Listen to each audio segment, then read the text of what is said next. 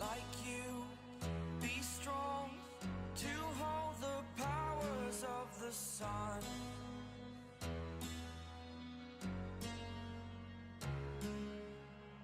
To dream, believe in strength. Now I'm the only one, only one.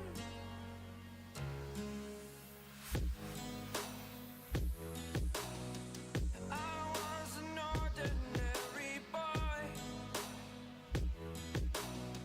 until I broke the rules. My life destroyed, a life destroyed.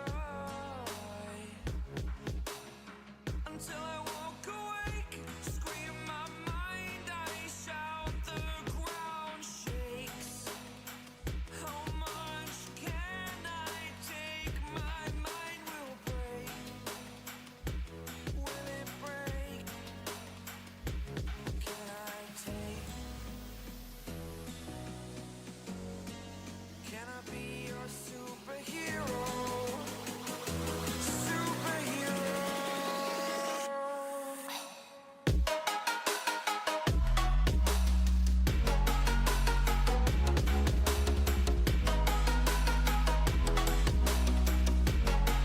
Can I be your superhero? Superhero. Superhero.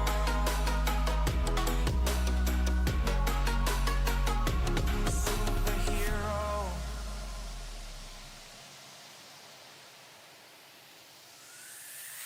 Fly away. It's the first time of today. Today. To dream, believe. You are the strength, you're all I need. Need.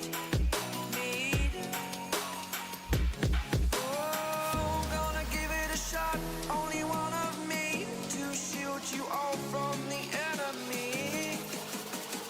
You're a superhero. You're a superhero.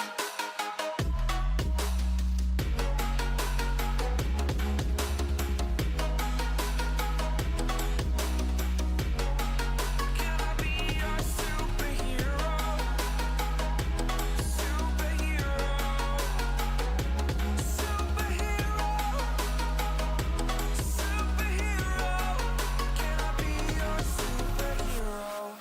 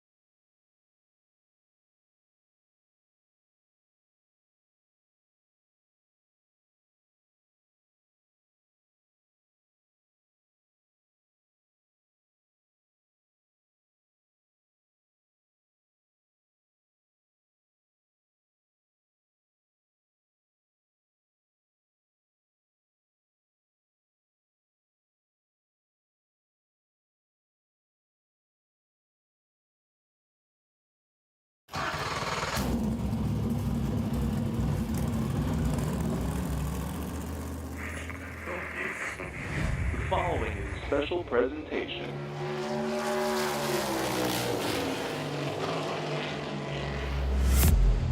From the Captain Esports Network.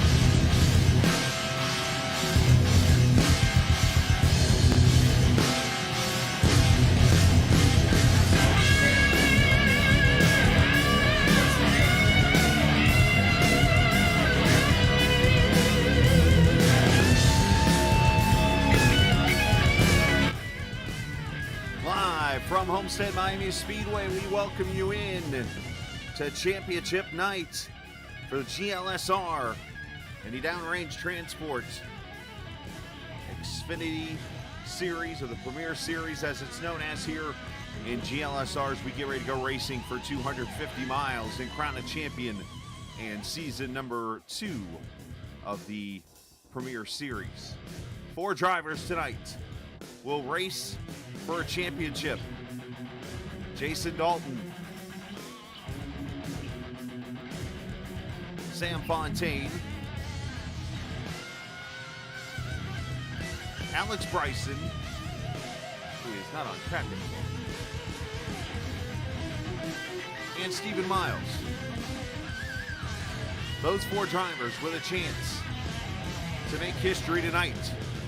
3 of them have a chance to win the championship for the first time. Meanwhile, 1 driver has a chance to put himself alone in a column that's never been touched in GLSR history. Tonight we find out if Fontaine can be the first to win it back-to-back times, but also become the first 3-time champion in series history. All that and more coming up here in just a few minutes. There is Brison right there coming off of pit road in his usual Steve Park colors. After his win at Dover, clinched his spot in the championship. Miles still back in the garage, getting tuned up and ready to go for 250 miles of racing here tonight. Welcome to the pre-race shows. We get you ready to go here from Homestead-Miami Speedway. A second straight year, this track will host a championship race here in GLSR. And of course, if you remember the history of this track, it has a big history of hosting the finale. Of course, you go all the way from 2003 all the way up to just recent years of 2019. This track crowned champion after champion after champion once the playoffs started, and now tonight GLSR crowns itself another champion. All going to be interviews here throughout this next 10-15 minutes before we get to qualifying. And let's go ahead and get this thing started. And I think we should go ahead and start with the guy that some might say is the favorite entering tonight, and that's because the old quote, a lot of us in this channel are Ric Flair fans, and you know, it's kind of ironic that Stephen Miles has the Ric Flair paint on his car, but Rick had one of those many quotes that he'd like to say: to beat the man, you gotta, or to be the man, you gotta beat the man. And that man right now, of course, being the 77 of Sam Fontaine, the champion from last season. He's the first one we're going to bring up here and have a little chat with here for a minute. Sam, obviously, last week you go to victory lane at Gateway, which, of course, your spot was already clinched. It helped, obviously, Dalton come in there to join you in the finale here tonight for the championship. Obviously, people can argue that you and Miles might be the two guys to watch here tonight as battling for the championship, but there's four of you. In the end, obviously, you have the championship from last season at this same track. Anything changed tonight in your approach or what you need to do to go get this championship? We just want to have fun tonight and hopefully do our best and maybe bring a win or the champ. But no, nothing really changed. Like the goal is just to have fun with the guys and hopefully I'm sure we're gonna have a good racing action with a dynamic track this season. It's really changed the way Homestead drive, and I think it's gonna make things interesting with Miles, Brison, and Jason. We all kind of do our little things here and there that are a little different on track. So we'll see. We are pretty much all together pace wise in practice. So it's gonna be a fun one. Obviously, history potentially on the line for you tonight. No driver has ever won a championship back to back in GLSR, but also no driver has won 3 championships in this series. You have a chance to do that tonight. Yeah, well, I mean, we'll try. That's kind of a lot of pressure, but hopefully we can get a good result and again have fun with the boys. Nothing avoid like getting caught in any big moment and just try to we're gonna try to win it. So if you and Dalton are in a spot like last week, where of course you had 3 or 4 of you racing for the win, but it's you two racing for the championship, have you guys discussed that at all? Like, man, gloves are off at this point, or has that been talked about? Yeah, well, I mean, we saw what how we race each other last week, I think, and we always race each other the same way. We practiced together like a couple times this season, not this week, but I mean, we can keep it clean, and that's the main idea. I think I'm gonna race him like I raced the other, as clean as I can, and hopefully nothing happens. Obviously, the race gonna be kind of long, so I don't think Jason or myself gonna be pushing it too far early, but gonna try to get that track position at some point, and yeah, just some racing, man, like the other dudes. All right, man. Well, hey, appreciate your time. Best of luck here tonight, and we'll talk after the race. Thank you, mate. All right, Sam Fontaine, one of the favorites here going into tonight, but the main thing I got out of that whole thing is he wants to have fun with his team. So we'll let him down there with those guys. Let's go get the driver that could be the favorite tonight from the Laser Racing Squad. And, well, there is one little thing he will have the advantage of tonight against the field. And let's talk about Stephen Miles. Obviously, Homestead here tonight. We just spoke with Fontaine. I think it's easily arguable that you and him are the 2 favorites in the race tonight, especially one from each team. But the one thing that you have that's an advantage over the field is the fact that you raced here at Homestead 2 weeks ago in some pretty heavy weather when it comes to humidity and a very hot track, and it helped you prepare yourself for tonight. Yeah, yeah, it helped me some. How it's looking right now, it's gonna be completely 2 different type races. Being under 133, 140-degree track temp, and then 78, 79 tonight. It seems like everything is fast. The top is fast, the bottom. So it's gonna be about setting the pace and who can hold on to her towards the end of the run, and a lot of things can happen tonight. Just hopefully me and AB be one of the ones that get the championship. Obviously, more grip means more tire wear. Does that mean tires are going to be a theme tonight? I think tires are always a thing at Homestead. It depends how people drive this track, man. I really feel like the pace is so up there. I don't think the tire wear is gonna be as it was in the past before this over refresh. I could feel the difference at this track from that over refresh for sure. So we'll see, man. I don't even want to think about it. Want to get in my zone, and we finna have to strap in about 5 more minutes to get this show rolling. You and Brison coming to the finish line or battling for the win coming up here tonight. Have you guys discussed it? Like, what happens? I know how AB is. We're so vice versa. We'll go. We like holding the door open for each other, man. Here you go. No, we go. You pay for this, so I pay for that. But we'll see. Towards the end, we'll know who got the best shot, and we make that decision with each other. But it doesn't matter who gets it, as long as one of us do, cause we're like brothers, man. We want both of us to get it. He'll say that I deserve it more, but I say he deserves it. So we'll see how it plays out. All right, man. Well, hey, best of luck here tonight, and good luck. Thank you. Stephen Miles, one of the, again, we could say favorites. He and Fontaine arguably been the two best drivers in the series this season, and that's not to take away from the other two drivers that'll be racing for the championship because they have earned their right, respectively, into the Final Four as we bring up Jason Dalton, who's the third of four drivers that will race here for the champion. Jason, second fastest right now in practice. You have a win in the finale. Of course, we go back to Chicago back in season number 5, I believe it is.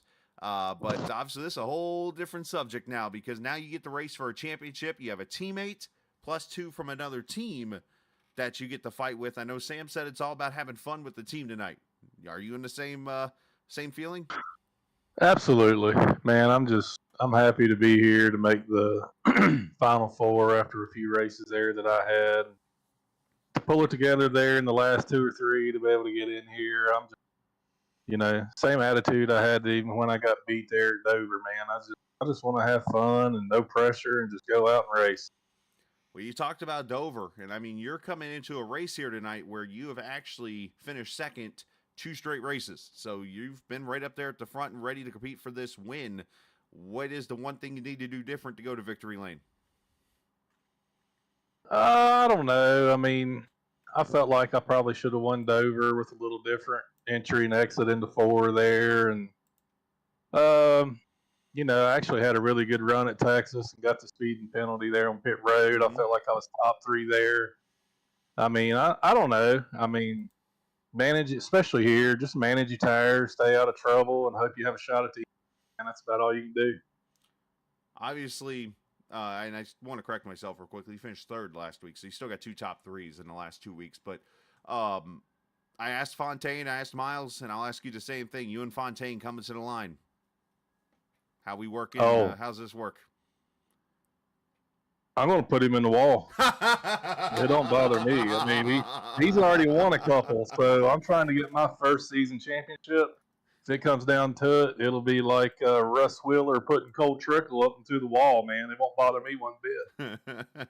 Just watch out. Sam might hit you in the back and wave to you. Remember me? Yeah. Hey, nah, I mean, at the end of the day, obviously I want to win. If I can't win, I'll do anything I can to help Sam, push Sam. We still got the team championship we're trying to work toward to get that as well. So, I mean, I'd love for a KJD2 to win the team championship and have an individual championship, whether it's me or Sam. So we're just going to run out and do our best, have fun, and hopefully stay out of trouble. All right, buddy. Well, hey, best of luck tonight. Hey, man, appreciate it. All right, buddy. Jason Dalton, the third of 4 drivers that'll race for the championship here this evening at the Homestead-Miami Speedway. And let's get the last and certainly not least of the bunch, the guy that still might have the most impressive victory of the whole group. That pass at Dover, which put him into the Final Four. It was his first career win. Alex Brison here tonight going for a championship. Obviously, thoughts going through your mind at this moment? Zero thoughts. Just sit behind the wheel, hang on tight, and be there at lap 167, and wherever it falls, it falls. Obviously, I'm looking at that man in your photo. We keep referencing him. Dale's in the photo, but you're ready to go here tonight. Some might say you're one of the underdogs, you and Dalton. I think we could argue that Miles and Fontaine have had the best seasons. You and Dalton, obviously, you getting the 1 win, Dalton with no wins. Does that kind of ease the pressure off you being the guy that's like, hey, I got nothing to lose? I mean, it's kind of 50-50, honestly. I feel like I've been the underdog my entire life for 32 years of life now. and just proving people wrong. And I think tonight is a good stage for that. Just going to keep the confidence up and, just go out here and do the best I can and bringing home a solid finish for Laser Racing. That's all I can do. But yeah, that man in my picture, he is my spirit animal, and I feel like I have a lucky penny on my dash tonight. Being a guy that is 80 miles from Pittsburgh, I'm surprised it's not Ben Roethlisberger. Anyways, so with that said, I've asked the question to the other three drivers. I'm going to ask you. You and your teammate racing for the win at the finish. How's it go? I think it goes like it's done in other series and other leagues, and especially here. I mean, we're just gonna do what we normally do. We'll fight to the end. I mean, whoever's there is whoever's there. We're gonna be rooting each other on, all three of us on. But I'm not gonna dwell on that too much. But we'll just see where the cards lay. That's all. Absolutely, man. Well, all Ben jokes aside, you got Dale there on the cover, so go get it. Go qualify. Best of luck here tonight, and maybe we'll definitely talk after the race. Sounds good. All right, Alex Brison ready to go. You can hear the focus in his voice. He and Laser Racing. So there's all four championship drivers. We have spoken with them here tonight as we get ready to go qualifying right now. So let's go see how it's going to go as the cars are going to go out on track. Let's see the first of the four. Now, obviously, the other drivers, by the way, are in the race, too. And they'll get the attention also. But, here for a few minutes, obviously, going to focus with the drivers that are going to stop on the track pretty much here and apparently not like the run off the corner. So Dalton's going to redo it, which, by the way, NASCAR just put out the rules here today, or yesterday, I should say, for qualifying. That part right there is actually not allowed. Like, now you have one attempt to get out there and run a lap, and you're done. There's no more of the whole, if you spin out or whatever, you can bring it back to pit road or yada, yada, yada games, whatever you want to call it. Ain't happening anymore. So, as Brandon Maciejewski returning to the series tonight, 33-19 goes to the pole. Midkiff goes P2. We'll jump ahead to Brison, who is now out on track. Brison's out there. Dalton's out there. Fontaine is on track. Miles is hanging out.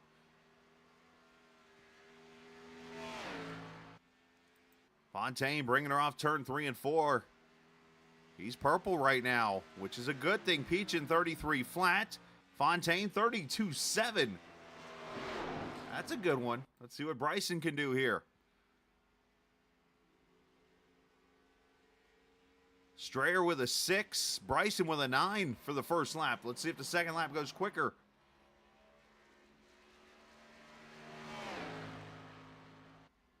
As Dalton brings her off turn 4. And Dalton, P3, 32.89. So 2, 3, 4 right now, the championship drivers. Why Fontaine's name doesn't have a C on it, I don't know, unfortunately. Fontaine crosses the line, 32.70.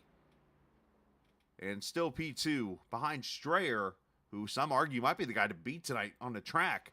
Brison goes P4, and then Alfin jumps to the top, 32.65.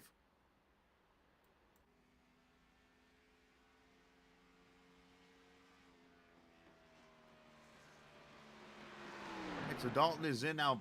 Stephen Miles is going to come out onto the track here as we have about 2 minutes left in the qualifying session.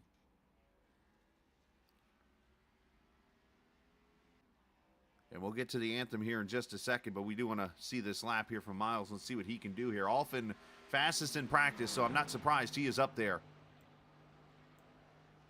Strayer second, Fontaine, Brison, and Dalton 3, 4, 5. A lot of sewer. Tyler Pluff jumps in there to 6. One of the drivers who have been on fire here the last few weeks. Miles, see if is this a throwaway lap maybe for him. He goes right up on the boards. I mean, he was literally on the boards.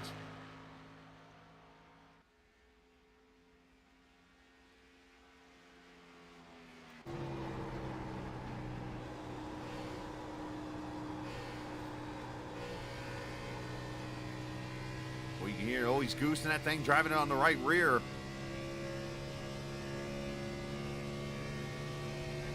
11th fastest. Does he go to the bottom this time? So, yeah, that was the throwaway lap right there. Kind of missed the bottom a little bit. Let's watch right here. You're going to see his name pop up.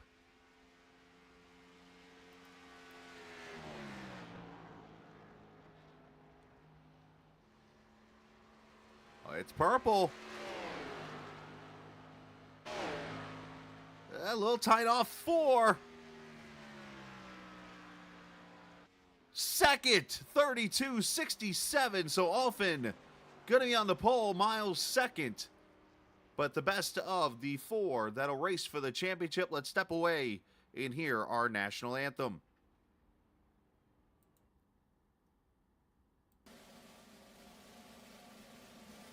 Oh, say, can you see by the dawn's early light what so proudly we hailed at the twilight's last gleaming, whose broad stripes and bright stars through the perilous fight o'er the ramparts we watched were so gallantly streaming, and the rocket's red glare, the bombs bursting in air, gave proof through the night that our flag was still there. Oh, say does that star-spangled banner yet wave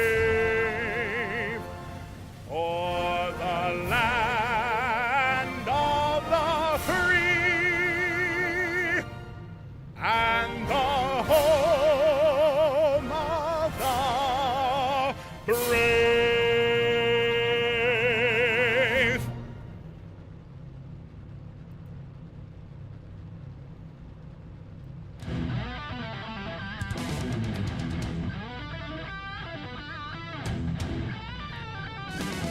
All right, here we go.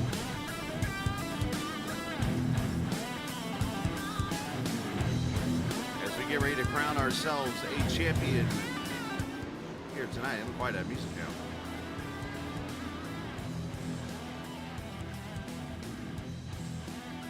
Sean Peachy talking to the guys right now as we take a look at the starting lineup here for the race. As Alphen leads Stephen Miles. A 1-2 start for Laser Racing. They're on the front row. Lucas Strayer, row 2, alongside of Sam Fontaine. Alex Brison, Jason Dalton there in row number 3. Row 4, Tyler Pluff and Joey Ladisor. Row 5, Cedric Ingram and Brian Sutphin, Jacob Thornton, Brandon Maciejewski there in row number 12, or I should say the 6th row, as they're already coming to the line here, so I need to pick it up. Row 7, Pluff, Ladisor, Ingram, Sutphin, Thornton, Maciejewski, as I mentioned, Peach and Midkiff, Brewer, Dalton Carter, Lucas Simonson in the grid. 167 laps and 250 miles of racing as we crown a champion tonight in GLSR. Green flag from Homestead.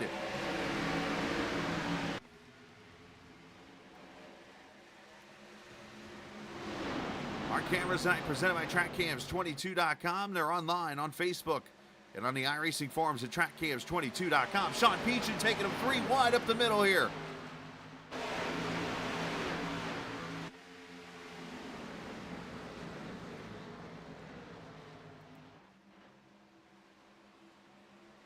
That looked a lot better than it was looking through 3 and 4. Somebody gets loose off turn 4 there. That was that green and black car. As Brandon Alphen leads lap 1. Different paint scheme for Joey Ladisor. It kind of threw me off there for a second.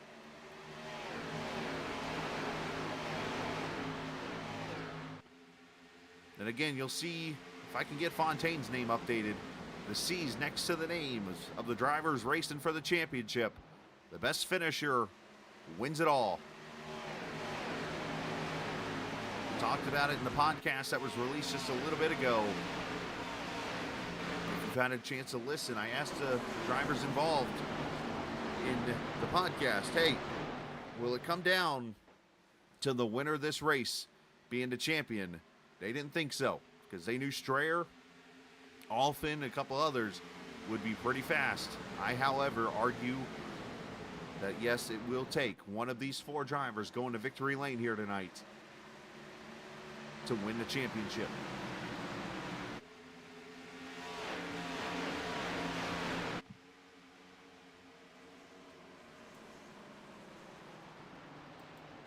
As Alfin pulling away a little bit here, he's got just a couple tenths there. You see Fontaine, there's Miles up there in the 3rd position.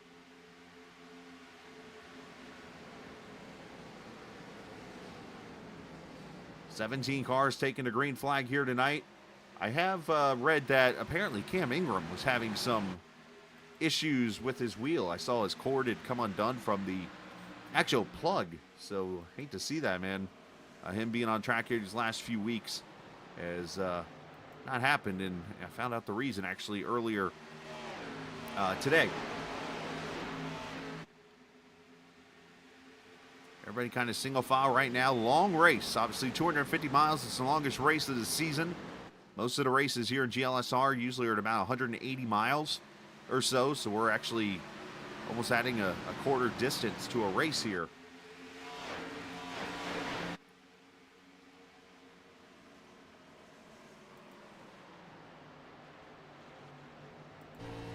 As there's Fontaine, the Mr. Radiator 77. Got a little Miami Vice paint to it.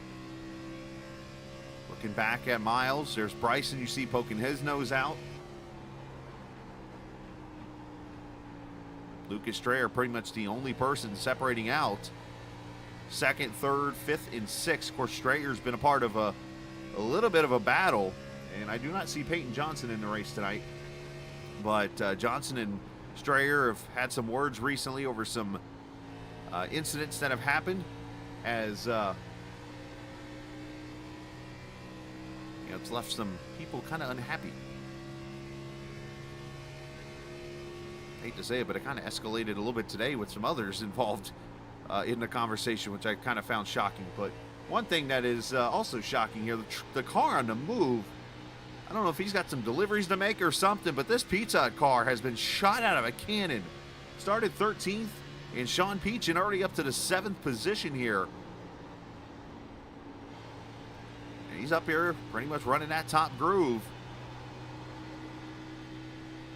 Now, I talked to Miles a little bit ago, as you heard, and I mentioned the race that he ran in.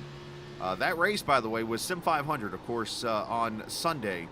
A couple weeks ago, he ran in it was about 120 lap race, I think it was, if I remember correctly. And that race was in the middle of the daytime and in the sun, or partly cloudy skies, with a lot of temp to it. 141, I think, at one point the track temp got to. And he felt that that would help him tonight in this race, and that was particularly where he took notes from. And you see him now running in the 3rd position there. Of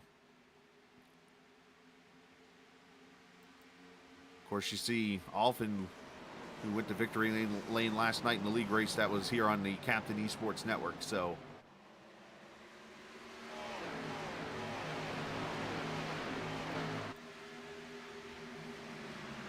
laps in the books. Already seeing lap times fall off about a half second in this race. No rule changes at all for the race. It's still the 3 sets of tires. It's still the fuel mileage and stuff like that. So spreading out 3 sets of tires with 250 miles is going to be an interesting strategy as Peachin dives underneath Dalton, takes 6th away.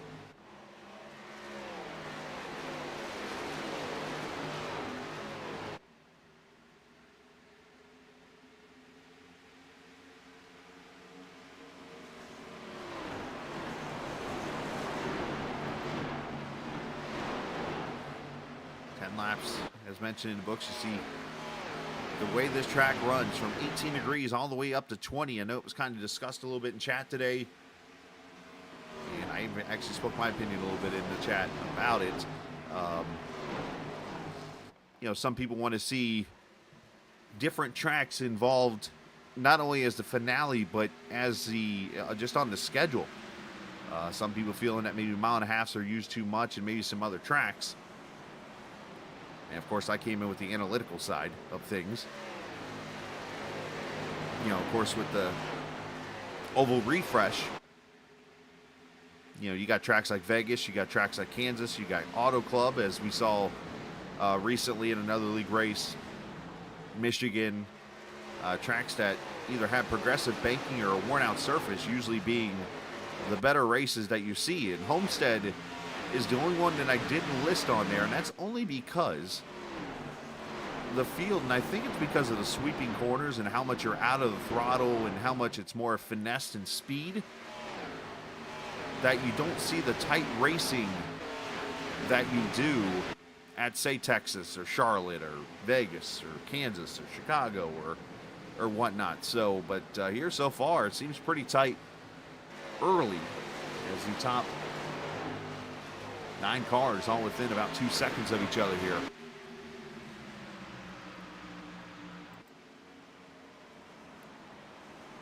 As there's Fontaine, of course, the 3 wins this season, and his last one, of course, last week at Gateway. Had a big time battle with not only his teammate Dalton, but Brian Sutphin, who tried to pull arguably one of the bigger upsets in league history, being a guy that was unfortunately at the bottom of the playoff standings due to some incidents and stuff, and come 2 laps away from actually making the pass for the win and winning the race.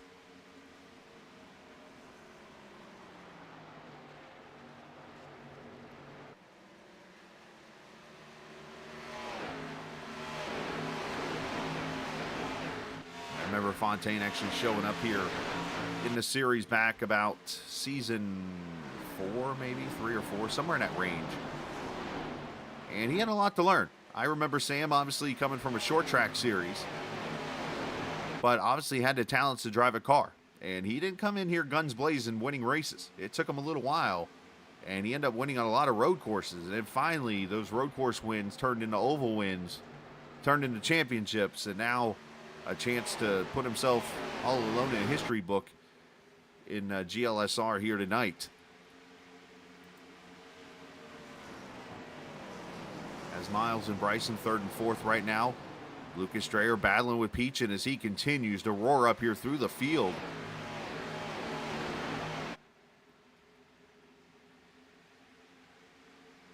I mean, the thing you got to watch out obviously here for is with Peachin coming up through the field like he is, will those tires fall off the map and he go backwards? Strayer going up, kind of trying to aero block maybe a little bit, if not just get the run off the top side.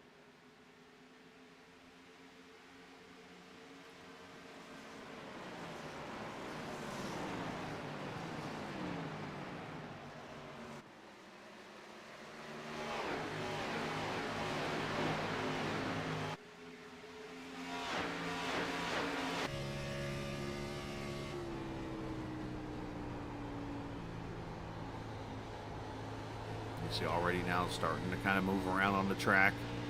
Cars going to different grooves.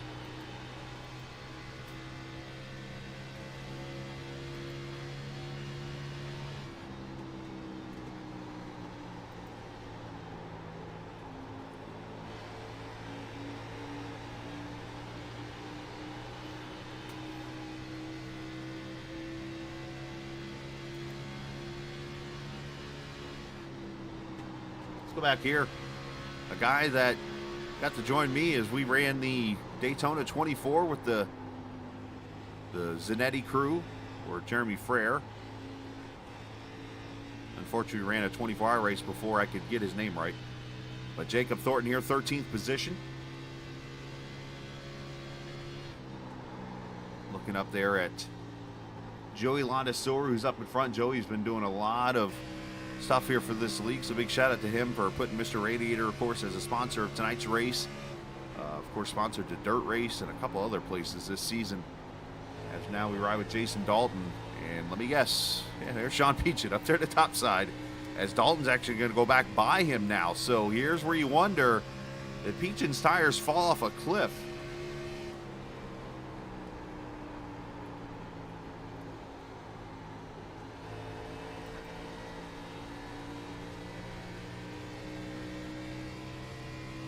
Don't really see a guy go that quick. You can't help but wonder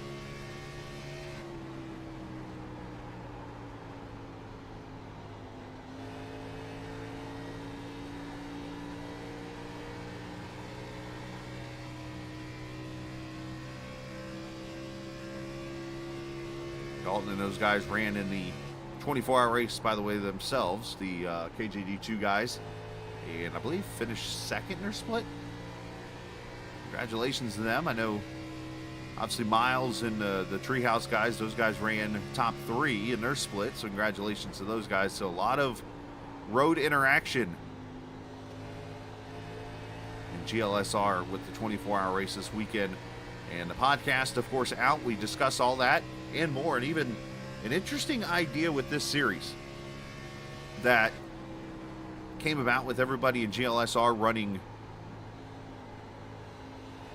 in the 24-hour race. And I'm kind of curious for those who are not racing, because if you're racing and watching on the stream, it might be a little dangerous. But for those who are hanging out, we'll throw the idea out there too. This is all hypothetical. What if GLSR ran all of their oval tracks in the B car, right? And then when they go to the road courses, switch over to a GT3 car, so that the car is more compatible for a road race. Just a hypothetical and weird thought that has come to my mind. I wanted to see if we can get some opinions on that. Ovals, the B car, what they're running now. Road courses, GT3 cars. Of course, it'd be all fixed setups. Maciejewski, there's Bluey to the bottom of the Daytona winner there, that 19 car of Cedric Ingram.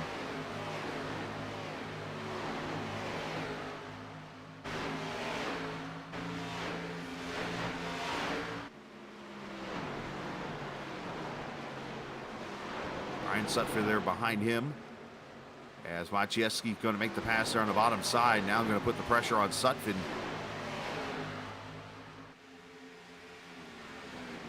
Tyler Pluff, who has had one of the better playoffs. I mean, if you put the points together for the 3 playoff races so far, I think you could easily have Tyler Pluff in the top 3 in the championship race right now. I mean, he's top 5 to every race in the playoffs. But it's been Brandon Alphin leading every lap here so far into 25. Now, HendrickCars.com, Chevy. Fontaine leading the group of playoff drivers that run 2nd, 3rd, 4th, and 6th right now.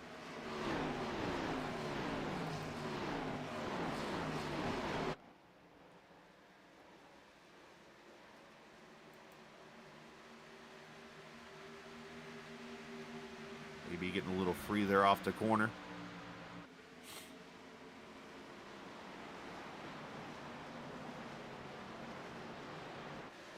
Of course, this track was redid back in 2003. Originally was built as a rectangular track, 1.5 miles. It was a small Indianapolis. But some unfortunate accidents that took the lives of a couple of drivers. One in particular was John Nemechek, the brother of Joe Nemechek, the uncle to John Hunter, which, by the way, is where he gets his name from. Took Nemechek's life back here at Homestead, where he hit the wall in turn 1 at a 90-degree angle, pretty much. And it was a very vicious hit, and that pushed Homestead to turn it into a flat 1.5 mile oval. And of course, they ran the first couple of NASCAR races here in the late 90s, early 2000s. Tony Stewart winning in 99 and 2000. And then, of course, in 03, they put the progressive banking on the track, the 18 to 20 degrees, and that is what we have now at Homestead-Miami Speedway. And it's been here since, as we start to see a battle for the lead break out here. And this is the first deal that I bring up that involves potential teammates. And I brought this up, and look at this. Fontaine's is going to sweep around off, and so just as quick as I was thinking, well, I got shut up pretty quickly. I was wondering how it would come down to teammates and that kind of thing tonight, because you do have 2 teams that are racing with each other here not only for championships, but also you got team championships and so on and so forth. So Alphen could have easily have kind of defended with Fontaine and helped Miles out, but Alphen, classy move here, actually moves out of the way of both of them and lets them decide it, but Fontaine goes to the front.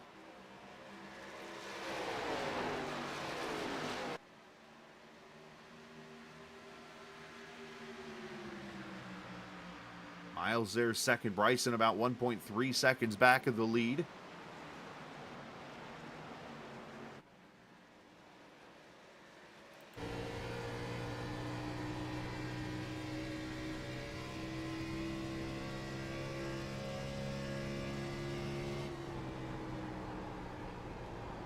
Fontaine looking straight ahead. There you see Miles just a little bit lower on the track. Maybe get some air on that nose.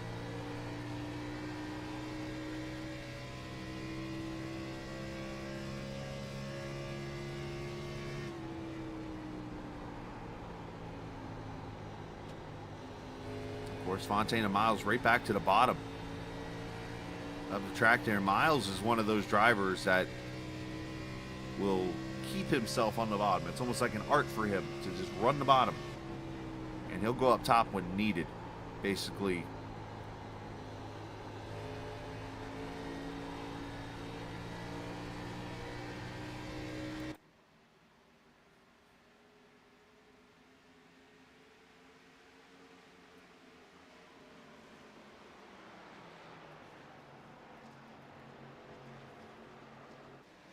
"32 laps in the books."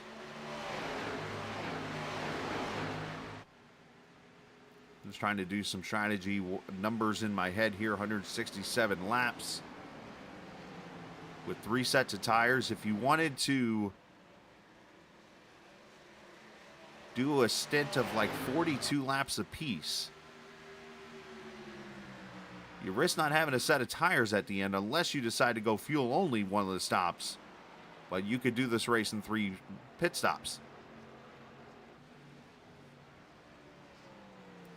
Of course, that becomes the question of would you want to pull that off. As here's Ingram and Sutphin, a couple of winners from this season. Mentioned Cedric getting that win at Daytona to start the season off.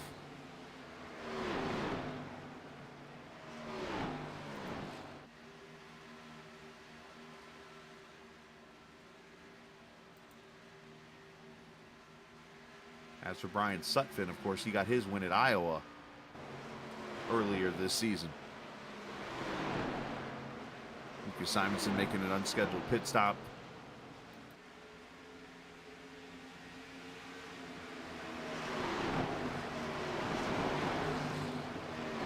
So you see Peachin has fallen back to the 8th position after that roaring start, but this group here now starting to come back together. Alphen has fallen back to Brison, to Strayer, to Dalton.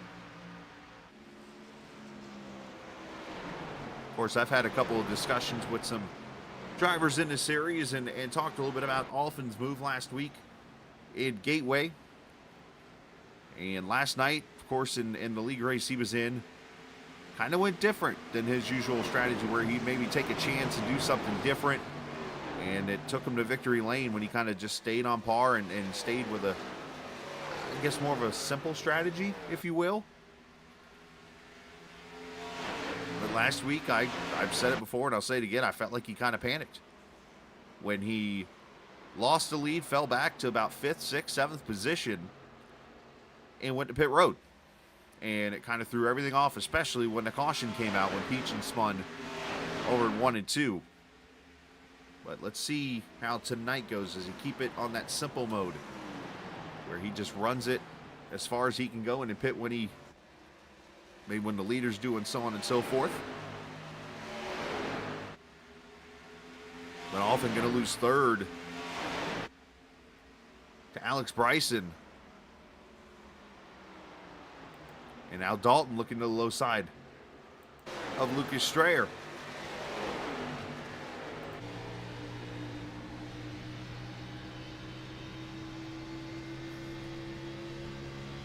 And Dalton actually cleared him.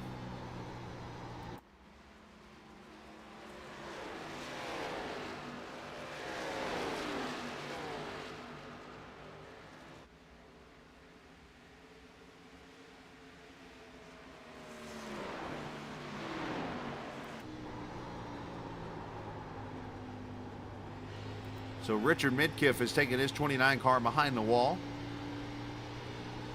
at lap 34.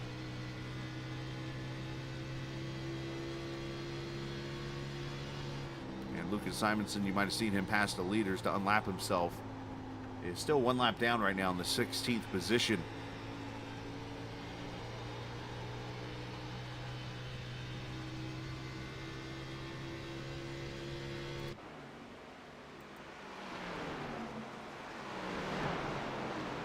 As Brian Sutphin now comes to pit road, lap 40. So this might be the start of the strategy moves as I talked about. With Brison getting a little loose here, where will we see the leaders come to pit road?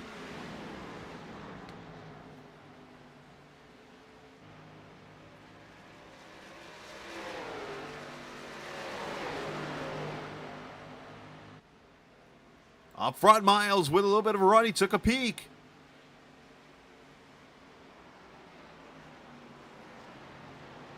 Might be a little road course trick here he's learned. Some say sometimes to get the, try to not spook the driver, if you will, but just kind of stick your nose out there to say, hey, I'm here. Sometimes a driver will move over or will kind of lose his spot on the track of where he is and make a mistake. And you see Miles kind of doing that, playing kind of peekaboo out the left rear.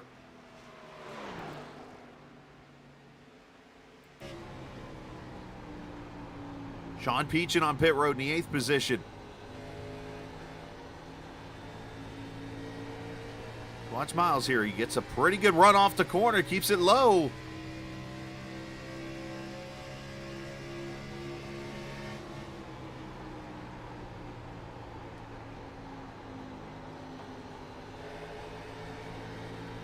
You see right back there behind us, you see where Alfin has gotten back to Brison in the battle for third. You get to see both shots right here in one. Oh, Fontaine shut the door on him. As Brison, a little bit of a slider on his teammate there for third.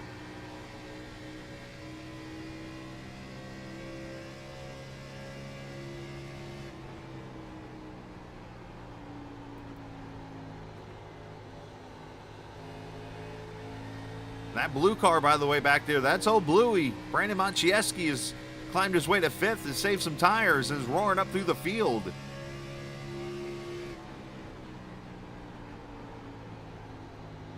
See, he's gone by Alfin, he's gone by Strayer, and now comes up on the 2 here for 3rd and 4th. Yes, we're covering 2 battles in one camera. Joey Ladasor on pit road.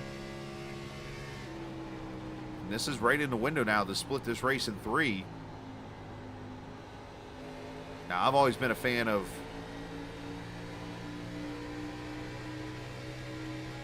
having a set of tires at the end of the race. Miles with a good run.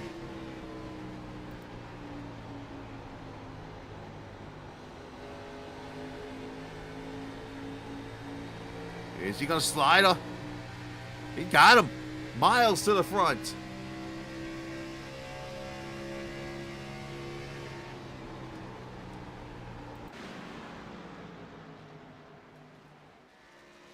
Lap 45, a second lead change of this race.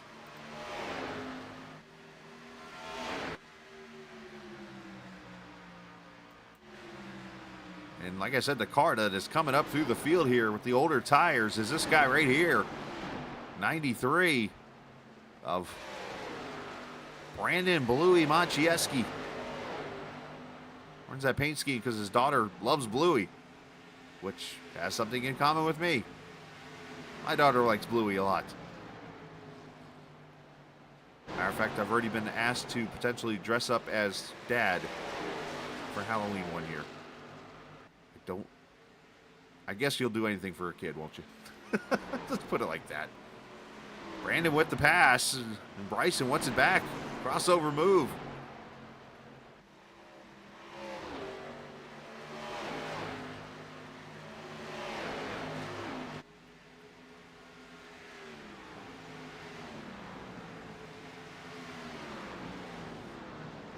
All right, so Miles has pulled away to 3/10 over Fontaine, who's got 1.8 now over this pack here. Clean and green here so far. Quarter distance already through. Appreciate the viewers watching here tonight. You can check out, of course, the podcast, the Scalacast, and so much more on the YouTube page. Not to mention, did Brison scrape the wall there in 1 and 2? Let's see if I can get a look at his right side here as he comes back around.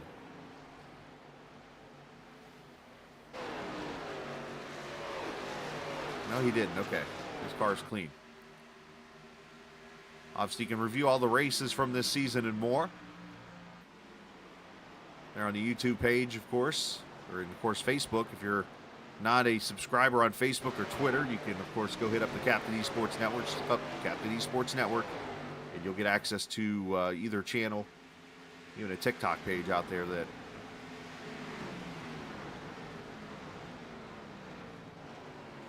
you can follow.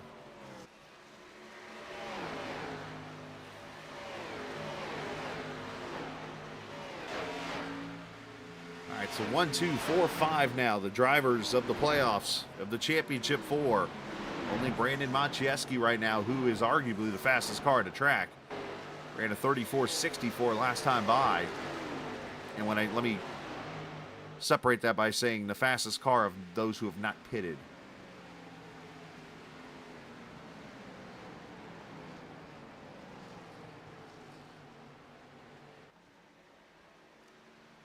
One of my favorite cams when it comes to checking out who's running where on the track. As you see the top 5 right here on the camera.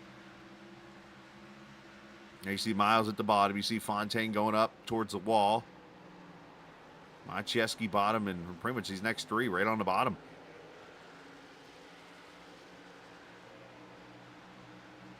Ooh, Brison, hold on there. Getting maybe a little tight loose.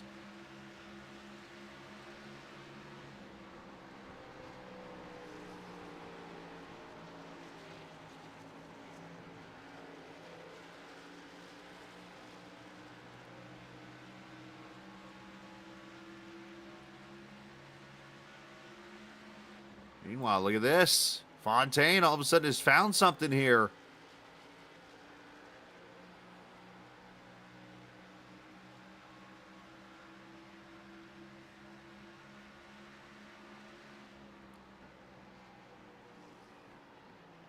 Went to the top side in 1 and 2. Went back to the bottom here in 3 and 4.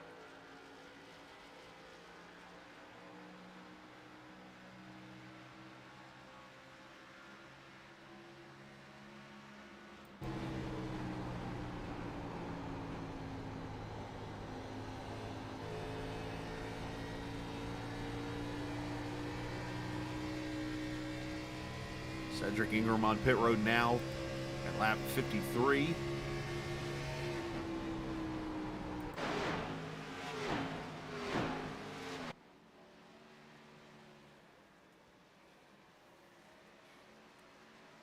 course, after this race tonight, a pretty good-sized break before the 3rd season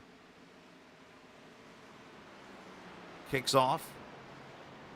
Oh, Fontaine in the wall a little bit there. Is that the first mistake? He didn't hit it how hard, it looks like. I didn't even see much marks on the right side.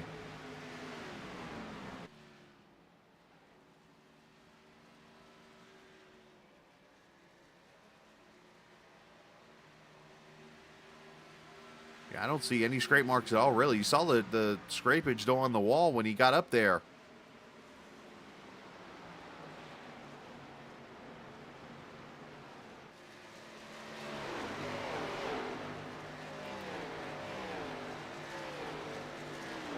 Dalton and Brison, so everybody kind of spreading out just a little bit here. As more pit stops happen, Tyler Brewer on pit road. Dalton Carter is in. And the question being, who's going to be the first of these leaders to budge? The answer is Jason Dalton. Here he comes. Brison's coming with him. 45 miles an hour. You can enter off turn 4, but there's an access road that takes you to turn 2 that you have to take off the track. Or I should say back onto the track, off pit road. You see Brandon Alphin there behind him, also coming to pit road.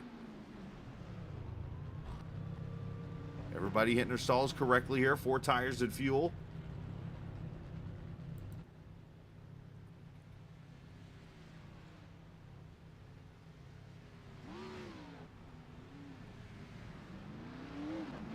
A little bit faster on Dalton's stop, which, you know what? I think the difference in that stop was literally the fact that Dalton's stall was first, and Brison probably had to hesitate a little bit getting into his stall. I've had that trick. It's very tricky because you actually have to partially go through the Dalton car when that happens, and you kind of lose track of where your pit stall is, and you don't want to overshoot it, so you got to be careful. As Miles is in. Fontaine is in. Miles got in there hot.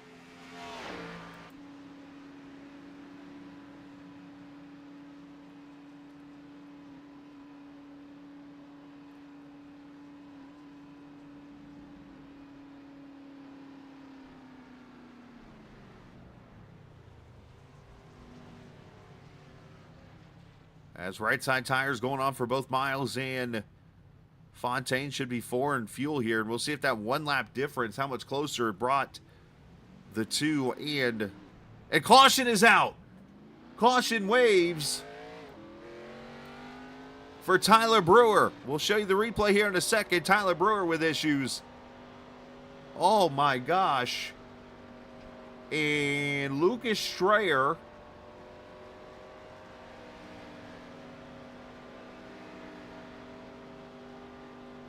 has at least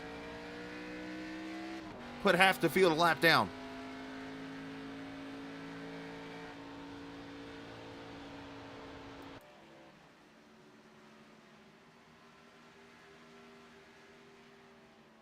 All right, so a lot to cover here. Let's see what happens to the Pro Sim West Mustang.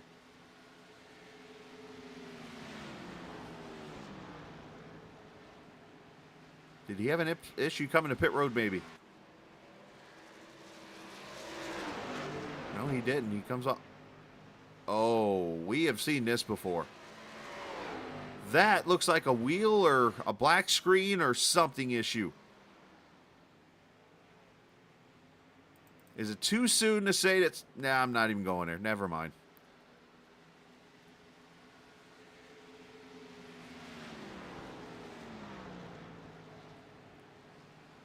This right here, when something happens, I mean, you just lose everything. So he just locks the brakes up and jumps right to pit road.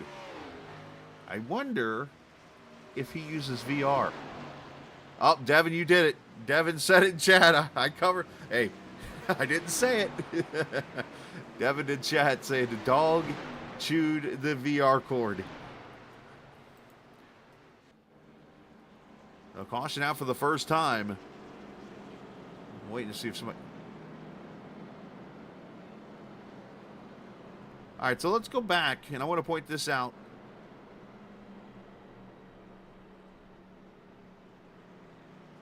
Oh, okay. I just heard the reason for Brewer's caution is nothing to do with any kind of fun excuse. I'm just going to leave it at that. So,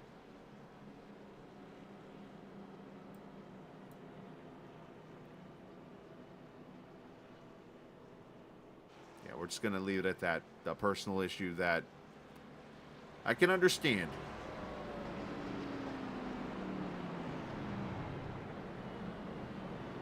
So Sean Peachin going to be on older tires here, about 17 lap older tires. Going to restart in the lead. Actually, has nothing to do with Brewer. It has nothing to do with the monitors or anything. It has nothing to do with racing that happened. So I'll leave it to him to explain it. But it's a logical excuse. I'll put it like that. Trying to find a pit stop here. That's why I'm kind of stalling here for a second to go back to, all right, the Brison pit stop here.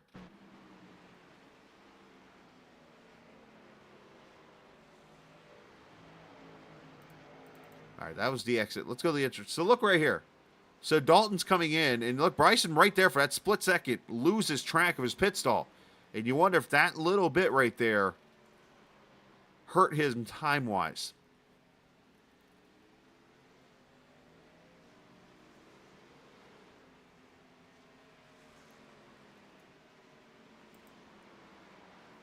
But either way, caution out. Cars are gonna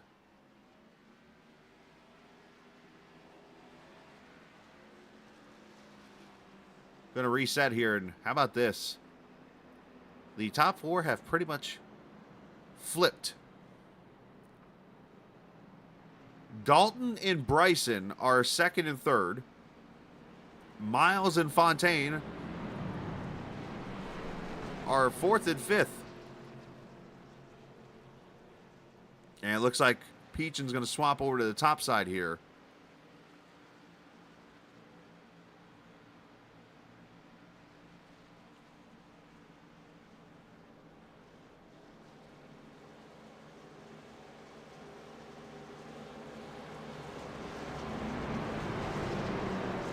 The communication I'm hearing here is interesting. So let's see how this restart goes, because pretty much Peachin has told them, I'm going to the wall to give everybody the room. Miles said, no, I'm going to the wall.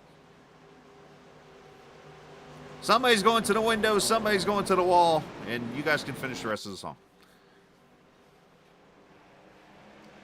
Green flag coming back out. Peachin, good restart. And it looks like Miles decided, you know what, I'm not going to the wall.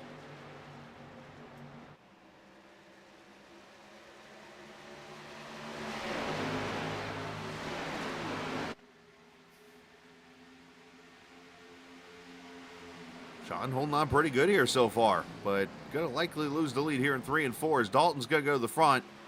Miles going to go to second. Here comes Fontaine and Brison 3 wide. Happens every year in the Final Four race. There's always a time in the race where the 4 playoff drivers are 1 through 4. And we've hit that moment.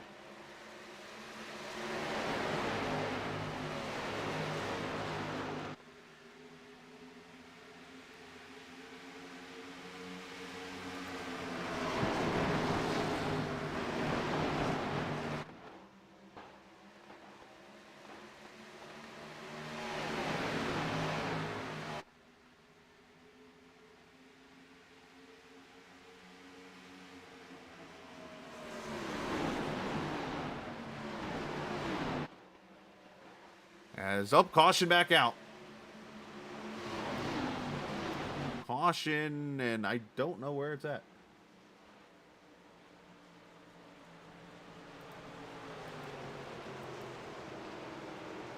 I don't see anything.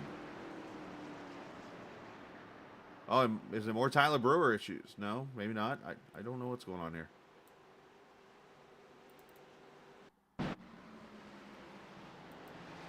I honestly don't know where the caution is. It's not telling me.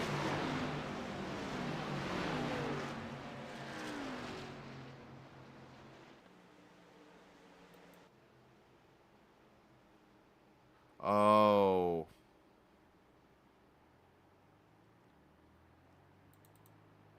All right, so I see. Okay. Unfortunate issues taking place in the race, and brings the second caution out.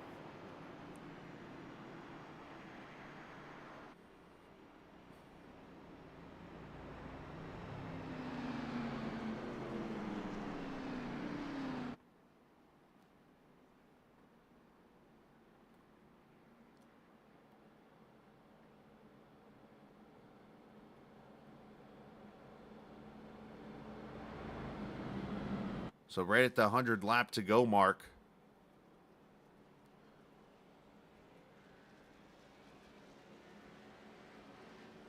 Alfin going to get the waiver out and come back to the lead lap.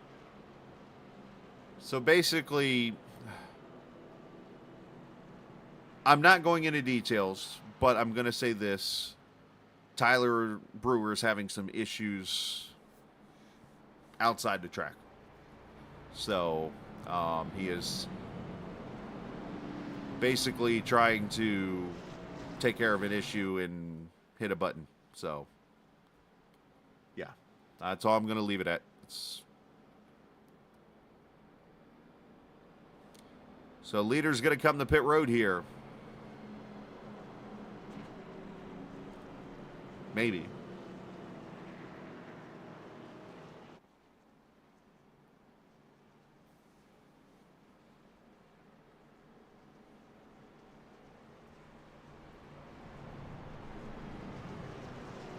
So one thing that is going to change tonight, and it's due to more unforeseen circumstances, we've had plenty of that term tonight already, is the Rookie of the Year battle. And, of course, a big shout-out to PRG for sponsoring the Rookie of the Year. And it looked like it was going to be Lucas Gortman's award. However, Lucas has had some big-time issues throughout the playoffs here. And as you notice, you hadn't even seen him. And that's because of the issues he's had. And because of that, the Rookie of the Year standings has changed. And I don't have the standings, obviously. It wasn't, haven't had them presented or whatever. But I can just tell you from the numbers and that kind of thing, it's actually going to go to Tyler Pluff now. As he will be the Rookie of the Year for Season 10. So congratulations to him. And a big shout out to PRG for the sponsorship here this season. But I don't know. Seems like all of a sudden the drinking word tonight might be unforeseen circumstances.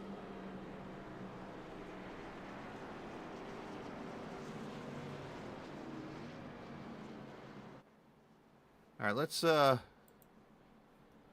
do a driver while we're under caution. And that driver going to be the Bluey Mobile. Hello, Brandon. Welcome back. Let me turn your microphone on here for a second. But, man, welcome back. I know it's been a couple weeks of some things going on, but here you are tonight. Got a pretty good long-run car.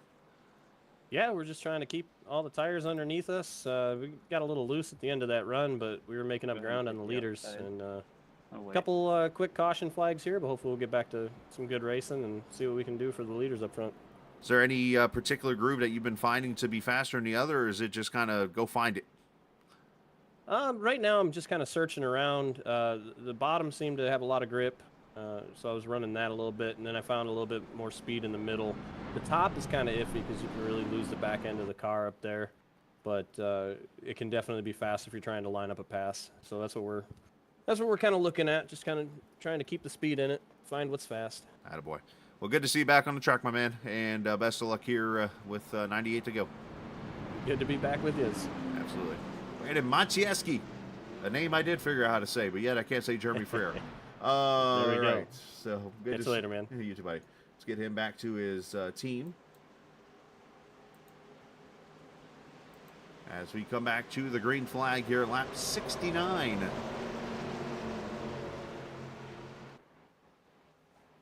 It's good to see Cam back here watching on tonight. I saw his cable, and it did not. It looked a lot like my butt kicker looked about a year ago when I had one literally sawed off. As Miles brings him to the green.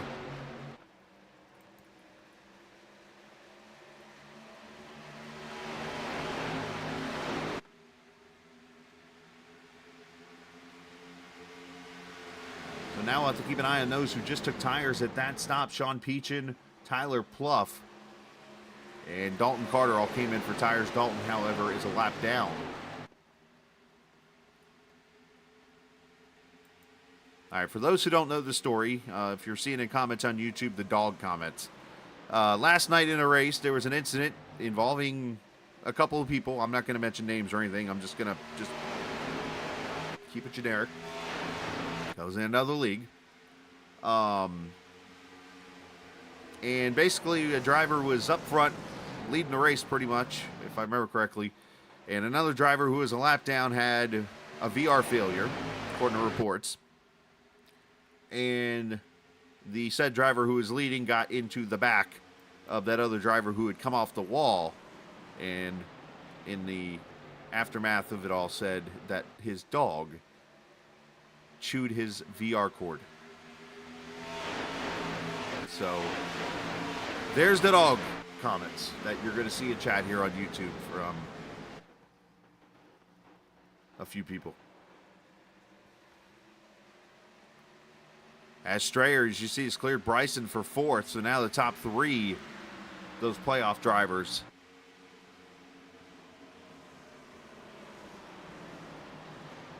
And what with that caution is maybe turn into a one-stop race the rest of the way here. But you got the 2 sets of tires to work with here. As Strayer with a big run on Dalton.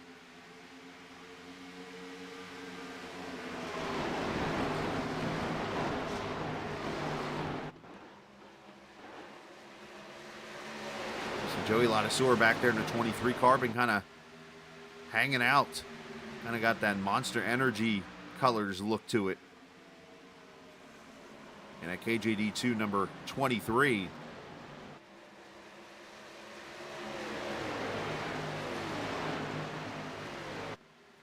Maciejewski kind of riding there in the 6th or 7th spot. Sean Peach in there behind him. As Strayer dives in underneath Miles for 2nd. Clips the apron. Got to be careful there.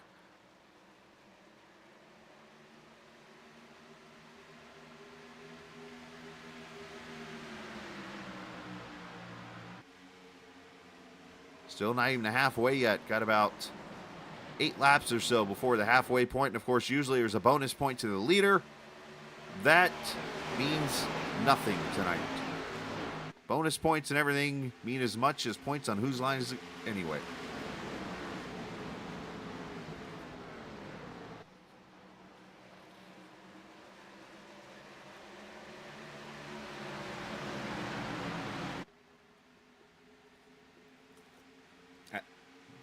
As Strayer moves to 2nd.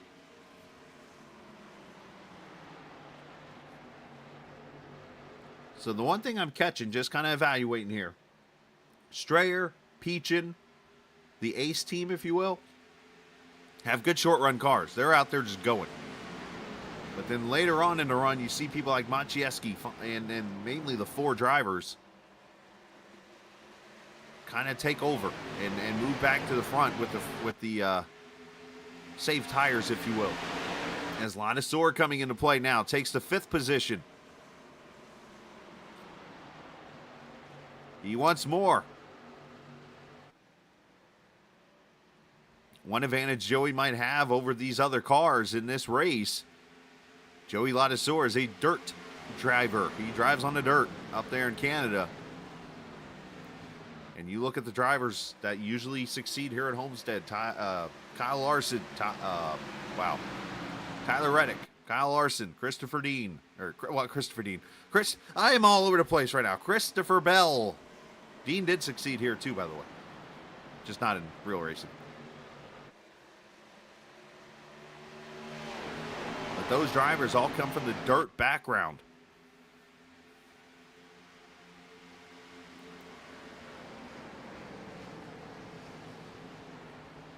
The difference, though, is you have not really the looseness in the car that you have in real life.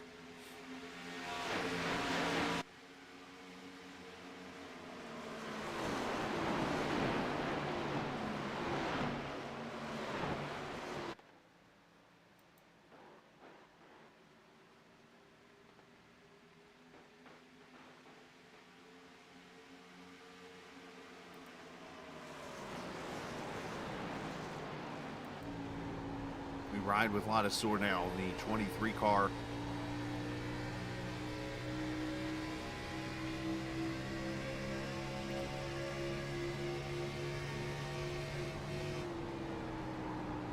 Again, big shout out to him for the work he has done here in this series. Of course, this season, we have 2 or 3 races this season with Mr. Radiator on it.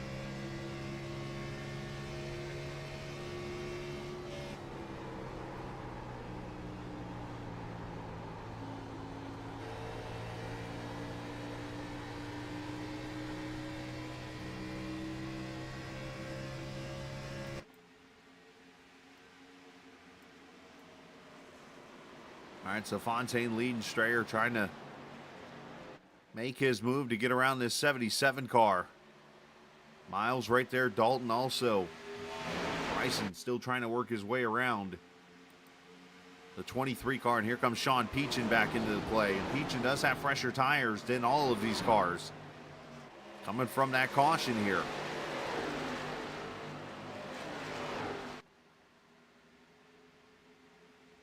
The Peachin Hutmobile.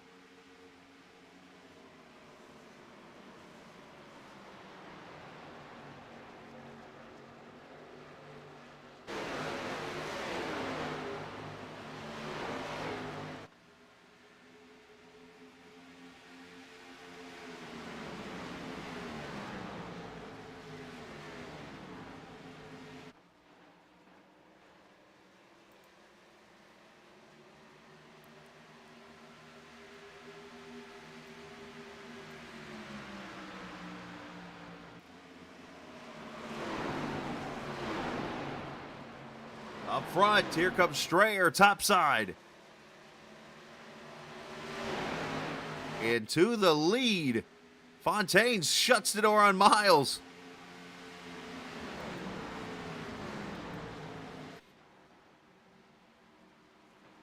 It's funny, about 10 laps ago, Strayer said, man, I'm just going to sit back and watch his battle. And all of a sudden, he's just roared right through the field and taking the lead here at the moment as we hit the halfway point. So, hypothetically, Lucas Strayer would have got a bonus point there.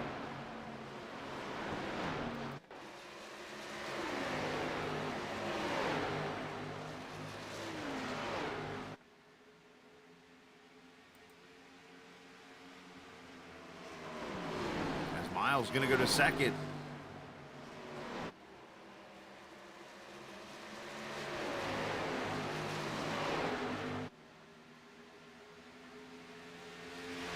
You can only imagine how laser focused, no pun intended there, these guys are.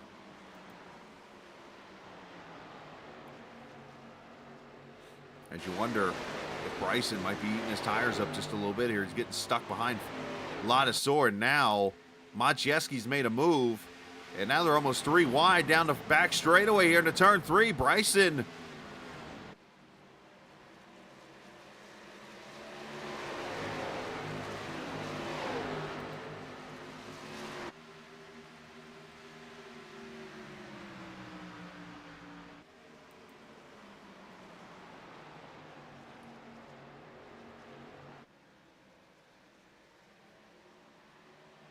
Obviously, guys doing a good job. They're settling that out. 18 viewers tonight. Appreciate you guys watching. Make sure you hit the subscribe button if you're new to chat. If you're not, we appreciate you coming back and joining us. And hopefully you can join us as we've got 2 more races coming up here tomorrow and Friday night to broadcast. As we start to really get the momentum going now.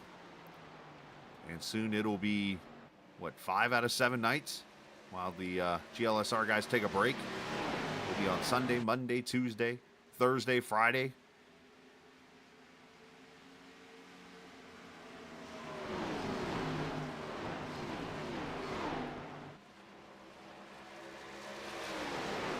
Lucas Simonson there in that 49 car just came off pit road. He's got tires.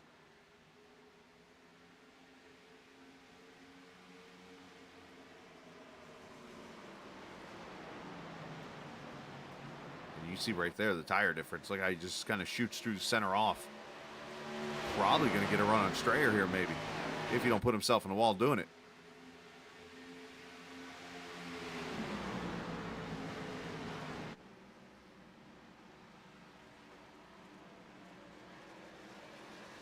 That is going to hurt Strayer as he gets loose right above him.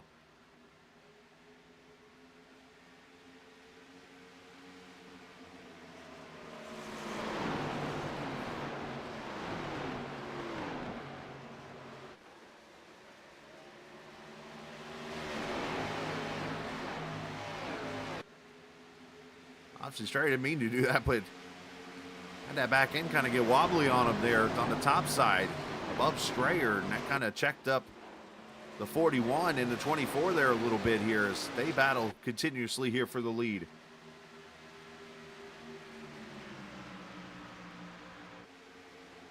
I was about to say, if you got friends and family or whatever that like to watch these streams, make sure you go send them an invite. Tell them to come watch any night that you see a notification come in of the captain being on the air. I'd love for you guys to come join and watch.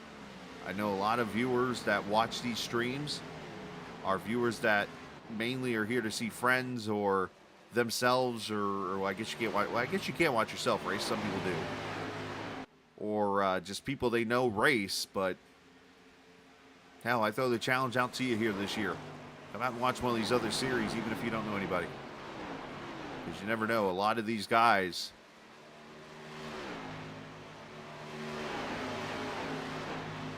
believe it or not, and I say this humbly, and it's so cool to see this.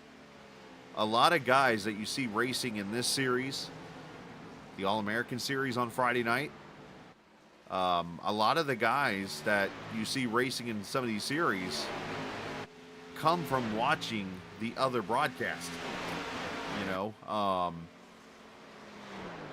you go back to the Short Track Super League, a league that was ran by Michael Steffen. He's still, I know, working on maybe a next season or whatever. A lot of, I mean, like, I'm trying to word it where I don't sound arrogant here, and it's very tough to do. I don't want to sound like an arrogant person, and I'm not that guy. But when you look at, I'm going to use Telder's Treehouse, for example. Matt Telder, Fontaine, off the top of my head here, Luke Daniels, a couple of those guys. Those guys were one group. Then you have Stephen Miles, Brandon Alphin, as Strayer gets the wall there, as Miles goes to the front. Alex Brison, Brandon Alphin, those guys came from another area. As a matter of fact, Dalton was with Fontaine and those guys. That right there is 3 different leagues that get involved in. Look here, GLSR now. You've got, you know, the 3 different groups of people that have come together into one league. Now, I'm not considered to take credit for it, because they could have easily have seen these leagues out there in the open too. But my point to all that is this is where I make the mention of, it's cool to see others watching the other leagues, because you never know what you might get interested in. Stephen Miles running on Sundays now over at another league. It's so cool. It's cool to see that. And whatever I can do to help promote all the leagues, I'm going to do. As Peachin looks for 4th.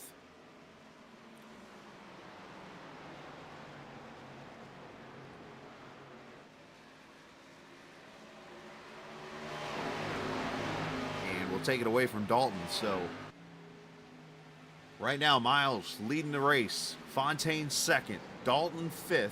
Brison 7th. When it comes to the 4 drivers racing for the championship right now, Brison unfortunately lost a little bit here. Maybe saving tires, maybe not.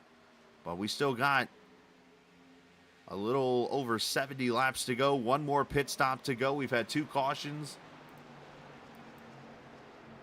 Otherwise, it's been a clean race. And both the cautions, by the way, were just a simple issue. Basically, not any contact or wrecks or anything like that. So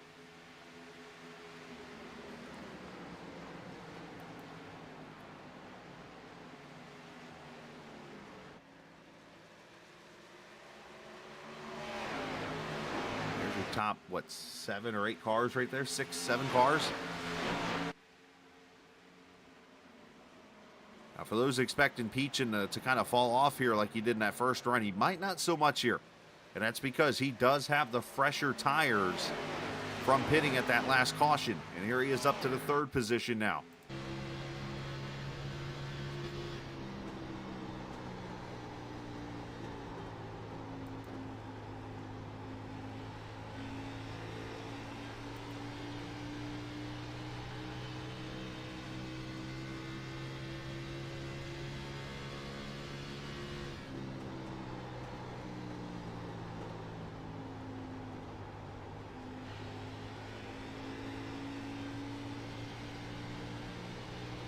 Everybody moving from top to bottom, just trying to find the way around this track. Who's got what grip as Maciejewski inside goes to the 5th position ahead of Dalton. Kane Posey, there's a name I have not seen in a long time. Cheering on Tyler Pluff.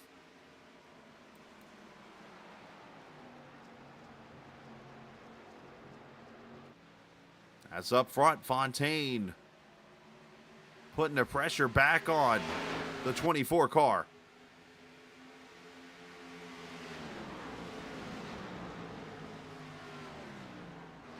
Fontaine looking to be the first three-time series champion. And that's both, by the way, the trucks and this Premier Series. Also looking to be the first back-to-back champion in the trucks and the Premier Series. Zach Allman won 2 Truck Series championships. Never in the same season, or in back-to-back seasons.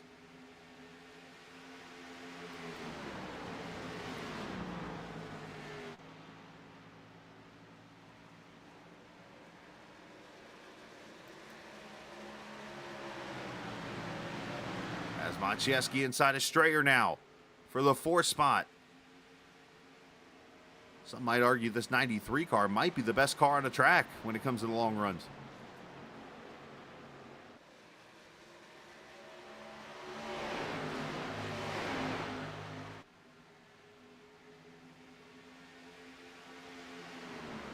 Tyler, if you don't mind me pointing this out, for those curious, oh, Tyler Pluff with issues. Caution is out. Tyler Pluff has destroyed the front end of his car. I just talked a little bit about him a little bit ago, being one of the hottest drivers in the playoffs. And we have our first caution for a wreck. As Tyler Pluff is pluffed it up, if you will.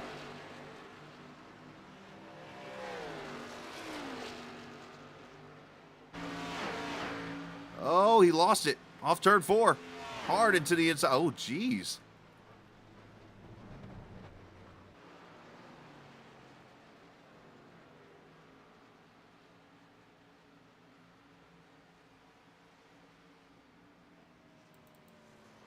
All right, well, that's going to change today.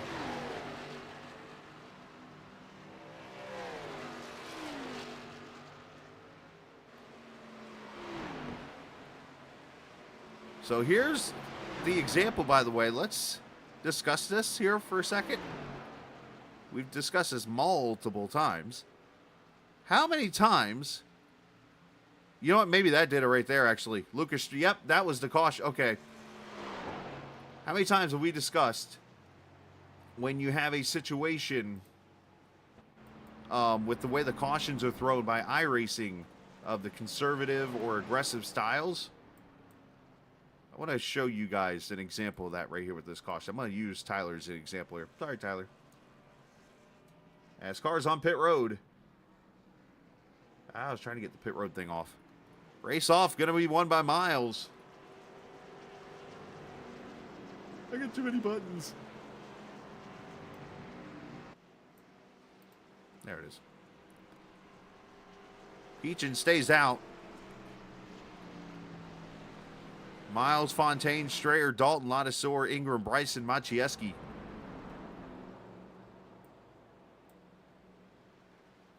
All right, so let's go back to this caution here.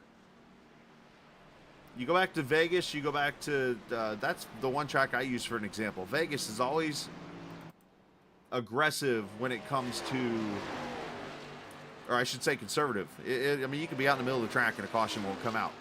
So Pluff here wrecks, and there's nobody around him. So there is no iRacing trigger to bring the caution out, right? So Pluff flipping out here. He's sitting here. He's sitting here. Here comes Lucas Simonson into the picture. Lucas gets within a certain distance, and you got to remember, the way the computer works, depending on how much time it takes for that car, yeah, it's gone right now.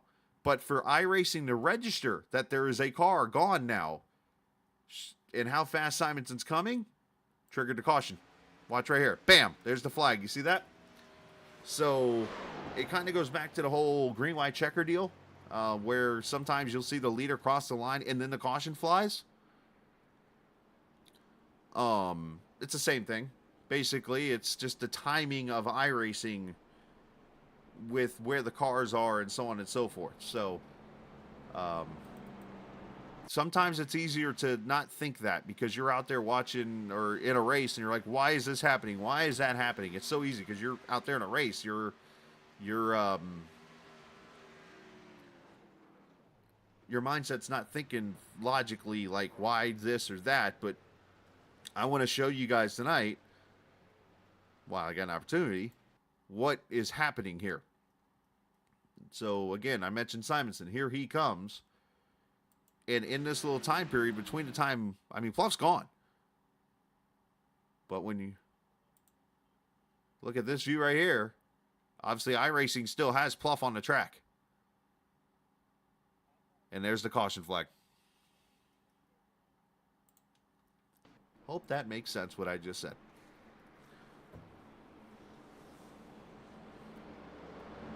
All right, so once again, Sean Peachin, who said just now, under caution, he's literally been talking to everybody, and he's like, I'm on the Ferrari strategy. Leave that as it will. Starting the leader here, and he has not pitted since lap 67. Stephen Miles, lap 72. Lucas Strayer, lap 75. Fontaine, 77. Cedric Ingram and Jason Dalton all have not pitted under this caution. Brandon Maciejewski has tires at lap... Oh, you know what? I'm misreading this. I'm sorry. I'm looking at speeds. Peachin, the only one on older tires, lap 67. Pardon me. I'm doing too much at one time. Everybody else, lap 102. Came to pit road at that caution. As we come to the green flag, Peachin's probably going to abort mission here and get out of the way.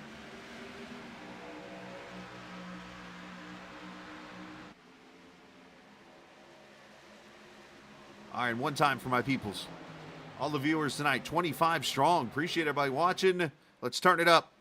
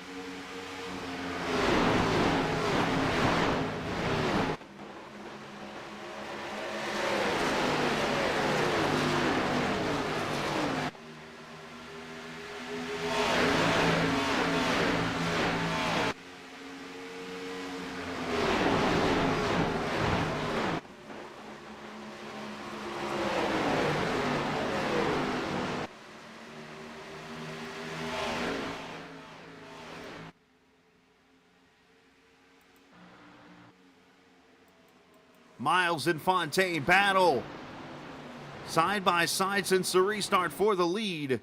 That caution ended up being a big break for Alex Brison. He's now back in the picture in the 5th position.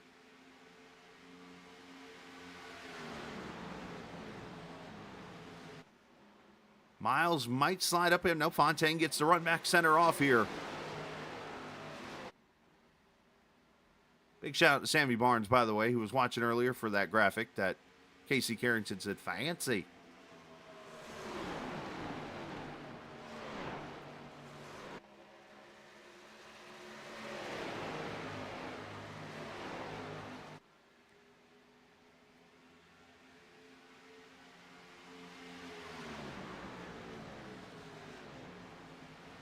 The two drivers who have won the most races this season. Side by side for the lead. Lucas Strayer's eating some popcorn there behind him. Meanwhile, the two, if you could argue, underdogs of the teams. 4th and 5th right there with Dalton and Brison, but both proven they belong.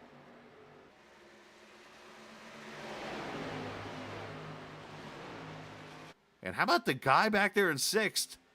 Don't sleep on Cedric.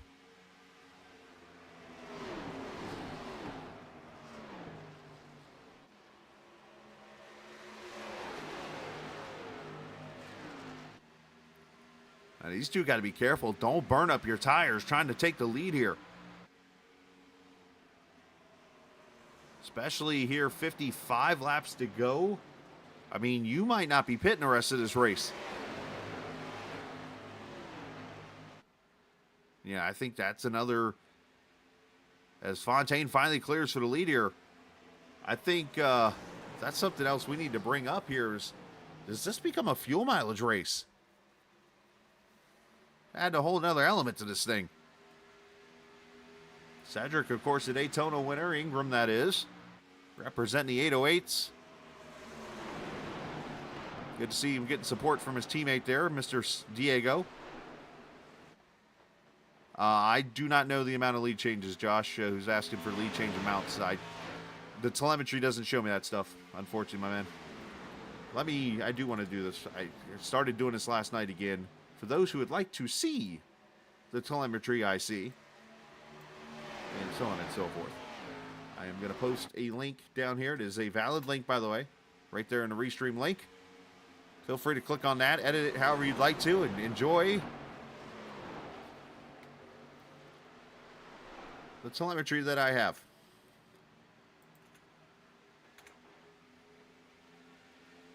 Another reason why you should watch the broadcast. Just saying.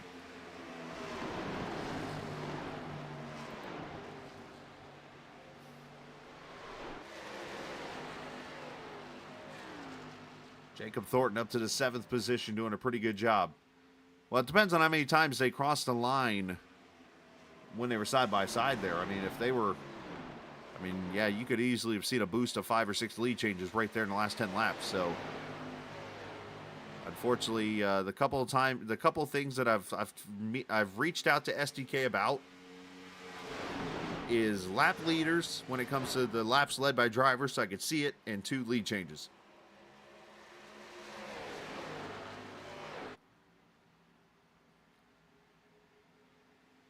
Top 5 starting to stretch it out a little bit there on Cedric as they're single file.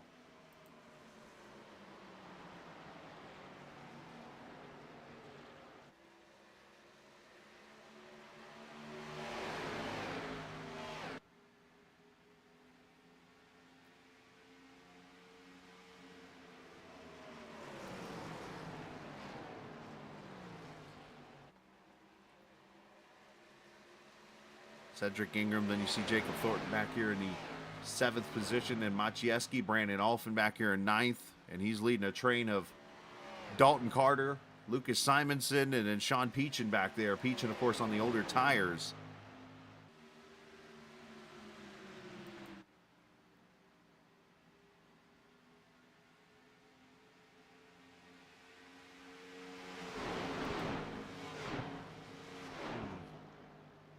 Go through the GLSR chat here for a second. See if there are any drivers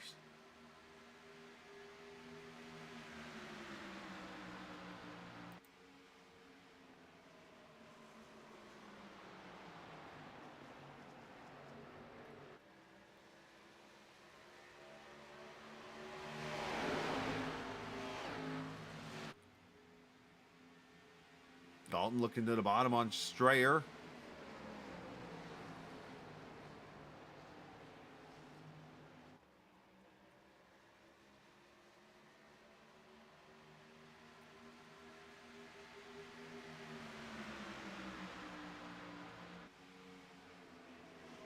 We're just shy of 50 laps to go now in this championship race 250 presented by Mr. Radiator, which, by the way, is a auto shop ran by Joey Ladisor, of course, up in Canada. As look at Fontaine down on the door of Miles. That's Fontaine doing what he has to do, trying to keep the lead of this race.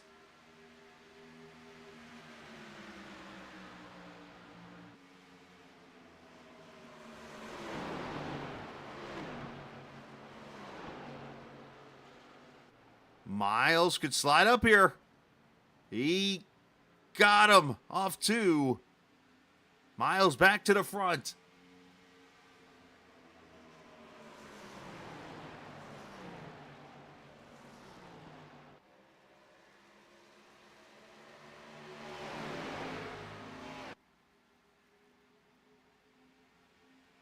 All right, so Sean Peachin's going to come to pit road here.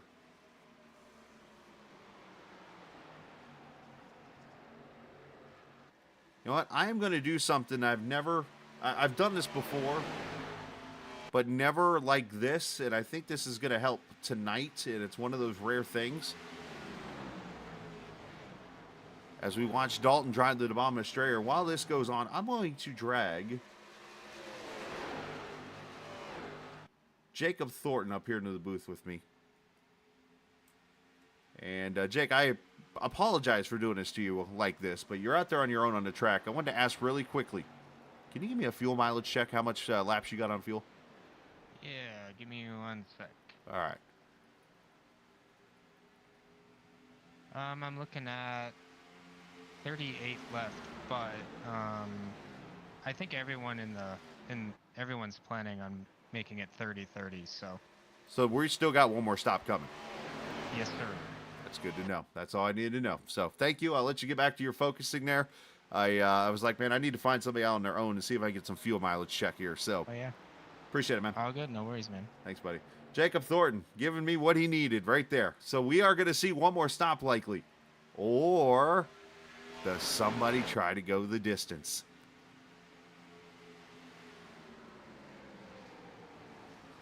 Sometimes you just have to try things. Now, I apologize to the leaders if Jacob Thornton has issues here these next few laps. Because as we've learned with other drivers before, when I bring them down for green flag talking, doesn't go too well sometimes. All right, so he said 30-30. We went green at 105, I think it was, which would mean we're going to see the field come to pit road at lap 135-ish, which would leave 32 laps to go.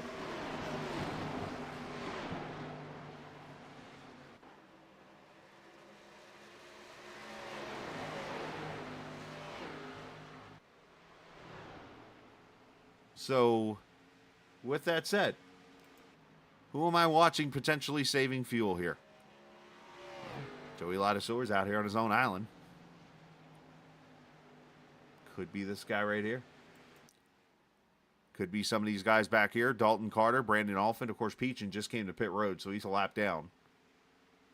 So there are some potential spoilers here. Remember, last week, Latisour, if he would have gotten a caution in the last 15 laps of that race, could easily be sitting here in the playoffs in the championship 4 right now with a win. But Strayer now second, 2/10 up on Fontaine. Fontaine is kind of falling back here a little bit. Did he hurt his tires battling with Miles? So here comes Dalton. First time these two have been side by side all day.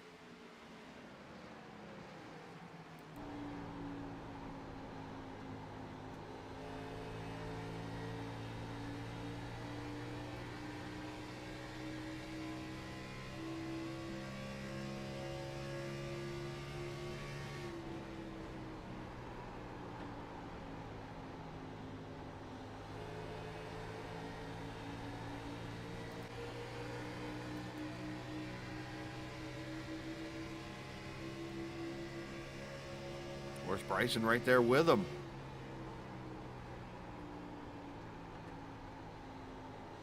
This is, I'm feeling the tenseness starting to build. As Miles stretches out that lead, probably the biggest lead that any of the championship drivers have had on each other all night, as Brison climbs it.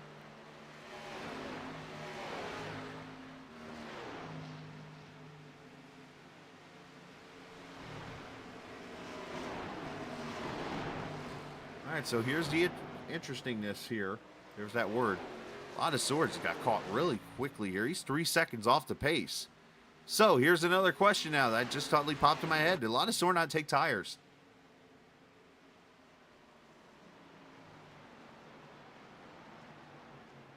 Because he is like wickedly off the pace here. He's going to go a lap down. So does he come to pit road here probably the next 5 laps, take tires, and then have a set left over if something happens, if he can stay on the lead lap? Ooh, this is... quite aggressive, if you will. I thought at first he might be saving fuel, but if you're going to save fuel, you're not going to put yourself a lap down doing it. Because they're going to let the teammates go by. A lot of Sewer does, and then Brison to the top side here.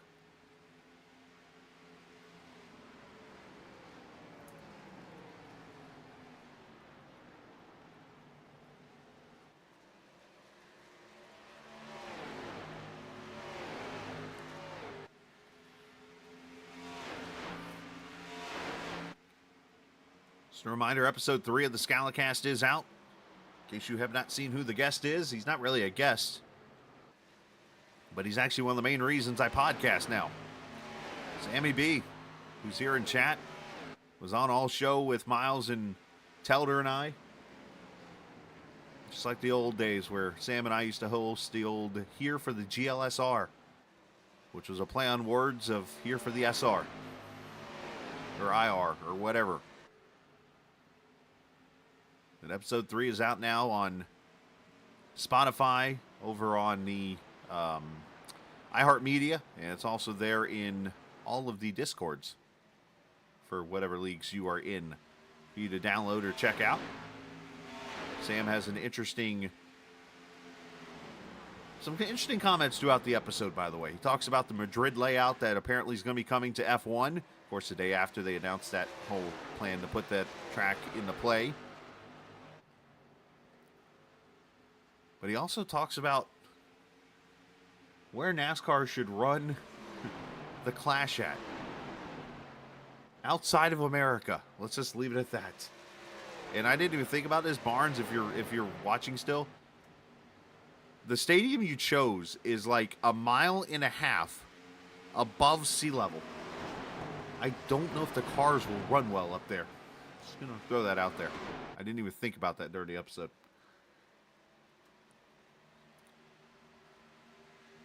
So Miles leads by 0.2 over Strayer, who's got about a full second now over Fontaine. Dalton and Brison as we come up to 33 to go. So we are now at that number where Jacob Thornton mentioned during that run, split the run in half. If this is where you're going to do it, this is when you're coming to pit road then.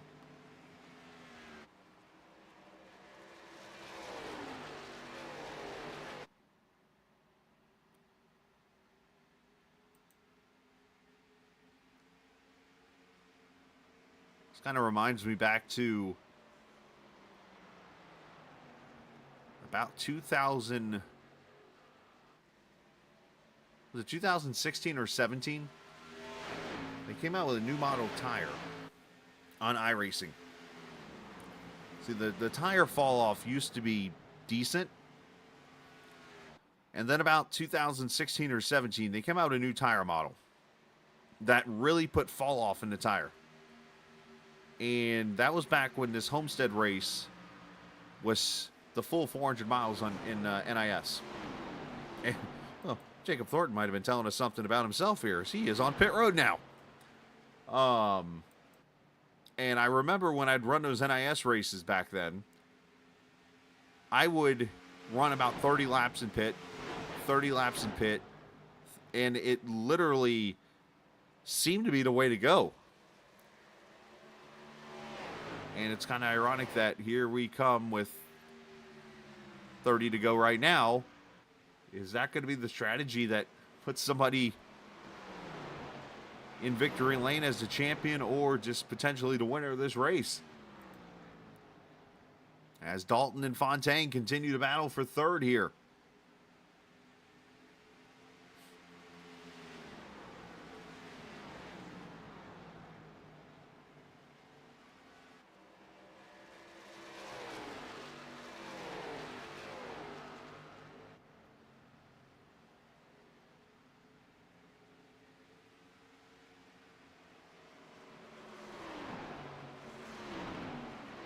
AB has kind of fallen off a little bit of these two.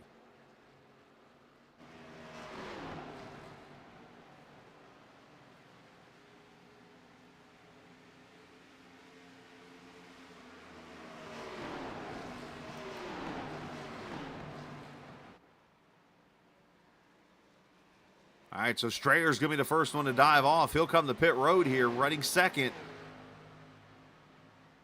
And you know what? Here's the funny thing here. Strayer's teammates with Thornton. Or at least he's in the same Discord. And so if that kind of ties that whole pitting in halfway of this run, here's Strayer on pit road.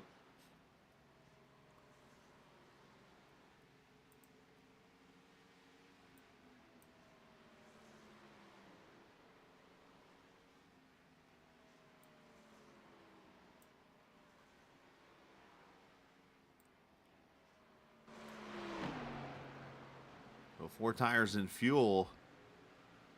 Fontaine now in. Dalton coming with him. So here we go. The first 2 of the playoffs drivers, and they're both the KJD2 cars.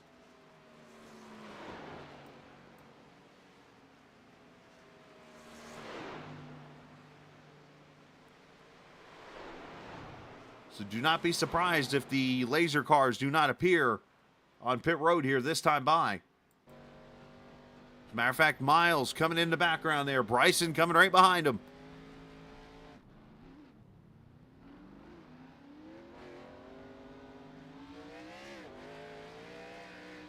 Good stops from those 2. Brison should have a little bit better of a stop here as he'll have a cleaner entry.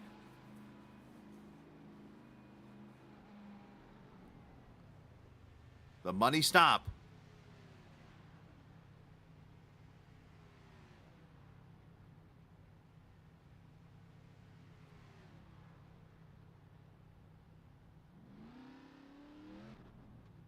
$14.5 for Miles, $14.8 for Brison. Let's evaluate times here really quickly of everybody. Fontaine, 14.85. Sorry, 14.98. Jason Dalton, 14.92. And there you go, Strayer going to go by with the fresher tires to the lead of this race eventually.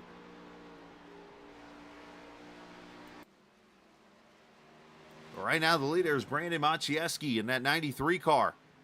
With 26 laps to go now, is Brandon the guy that's going to try to go the distance to win this race?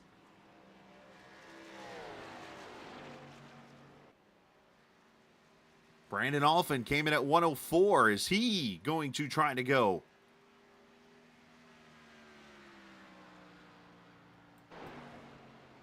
And Dalton Carter right here in third now. Is he going to try to go the distance? He's got about 7.8 seconds over Lucas Strayer, who is the first car off of pit road.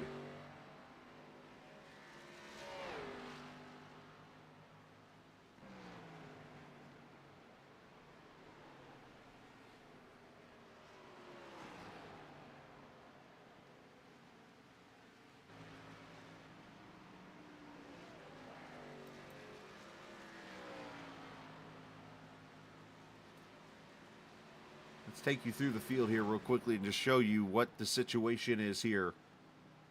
With 24 laps to go, there's Maciejewski. It is a 4-second lead from one Brandon to another. As Brandon Alphin,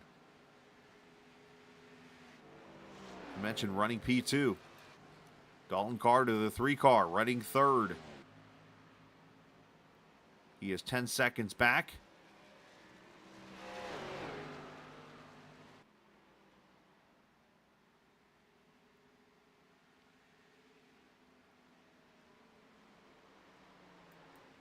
Lucas Strayer, there's the first car with the fresher tires.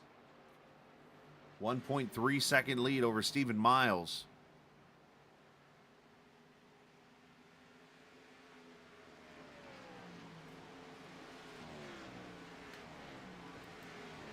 And there is Miles, running in the 5th position right now. He is the leader of the group of cars. As Ladasur got loose right in front of Miles. And Miles actually spoke up and said something there. He wasn't too thrilled with that.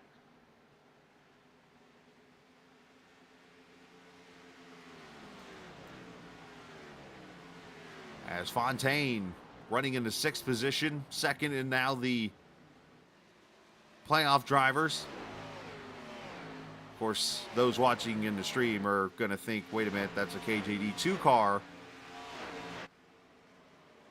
course, these are his teammates right here as Joey comes to pit road now. Jason Dalton running 3rd of those in the playoffs right now. The championship driver, 7th overall. And then Alex Brison. That's all 4 of your drivers right there, 4th, 6th, 7th, and 8th now. Miles actually got past Dalton Carter. Jacob Thornton under attack now. Cedric Ingram going to pass him for the 9th spot.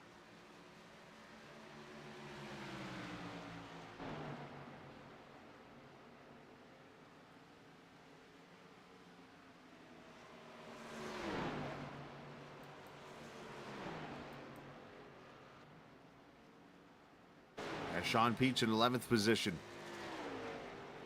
Sean pitted at lap 120, so he's back on older tires now. So he doing the quote-unquote Ferrari strategy. Lucas Simonson 12th now, first car lap down. And then you have Joey Ladasur just come off pit road. He is 3 laps down. Tyler Pluff, Tyler Brewer, Brian Sutphin, Richard Midkid all off the track.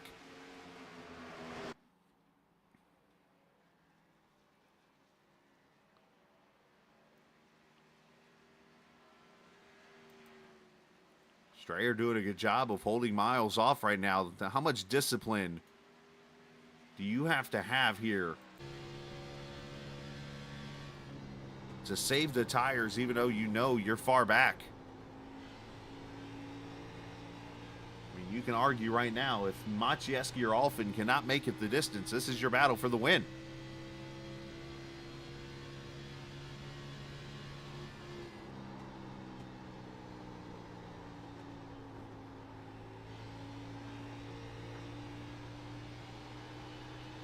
Thanks, Tyler, man. Appreciate the kind words. Sorry about your luck tonight, man, but you should keep your head up. You had a great season, especially at the end there, and Rookie of the Year, obviously, Tyler. So that I know, obviously, the circumstances with Lucas and stuff kind of changed that all up, but it is what it is, unfortunately. But congratulations on that, at least.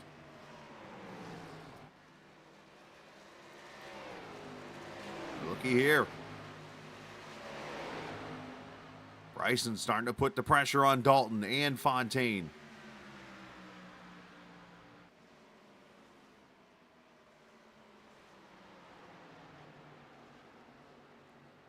Yeah, it's that time. If you're going on the boards, now's the time to do it.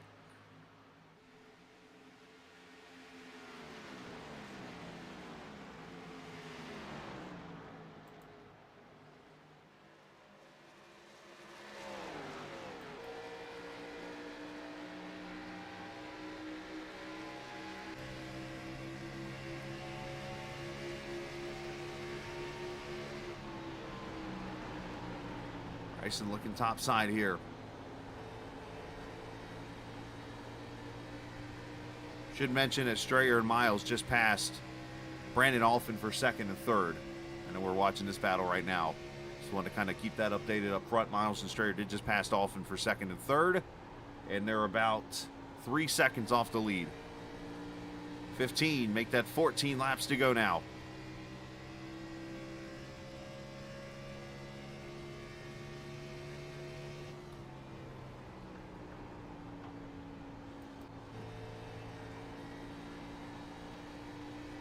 Now it's time to go where you got to go.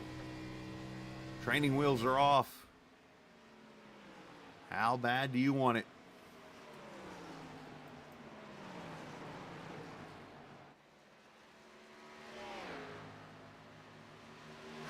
Now here's a good one.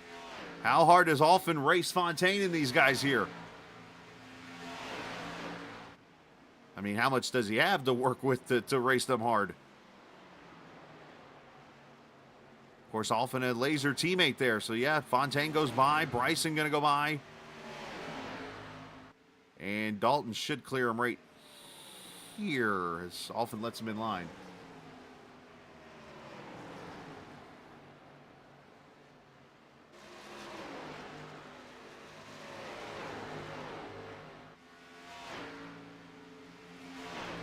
And up here now, Miles starting to put the pressure on Strayer.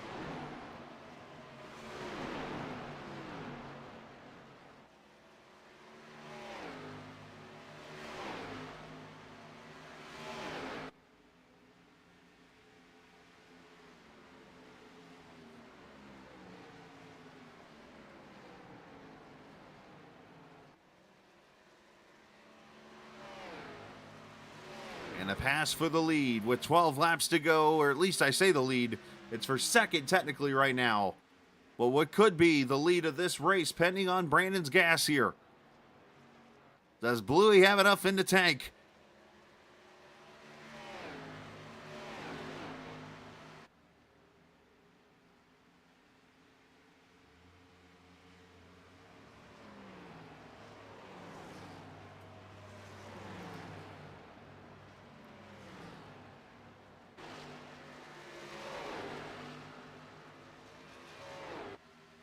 Brison trying to get around Fontaine for second in the championship race.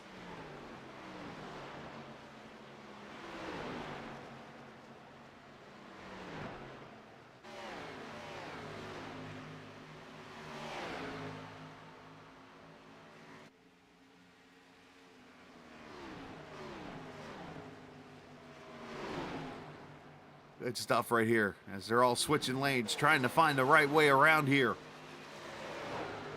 Oh, and Brison gets the wall off of 4.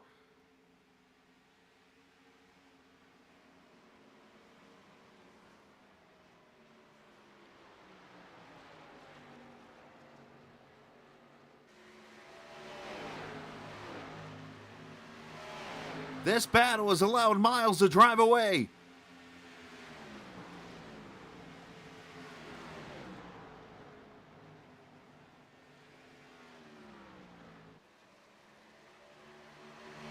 And Miles going to take the lead up front here from Maciejewski now. 8 laps to go.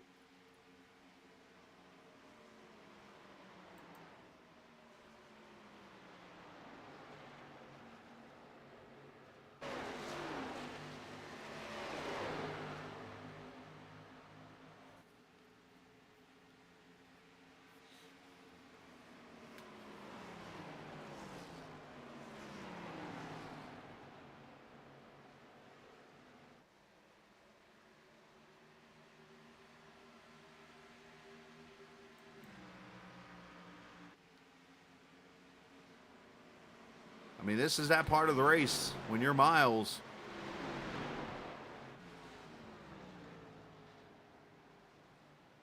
You got to stay out of your head. That's, I mean, I say that from, I've not won many championships. I did get to win a couple on this sim in a couple other leagues. And I do remember like parts of the race like this where just everything goes through your mind. From, we don't need this or don't do that. Just run your laps. How many laps are left?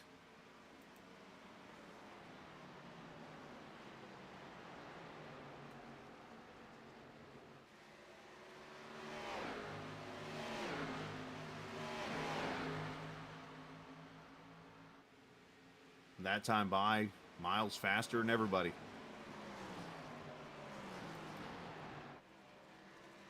Lucas Strayer taking second from Maciejewski as they come to 5 laps to go.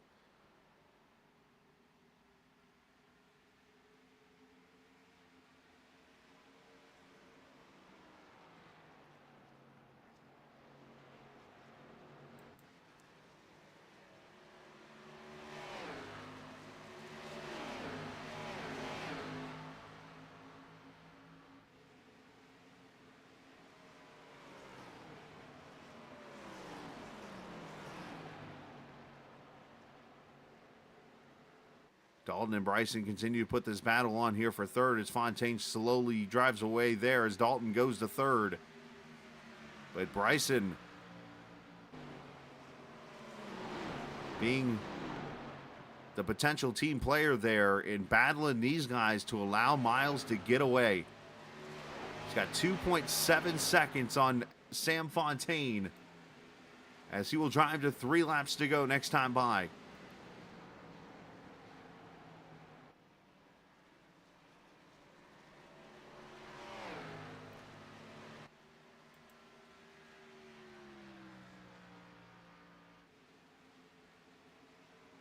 As Dalton Carter comes to pit road.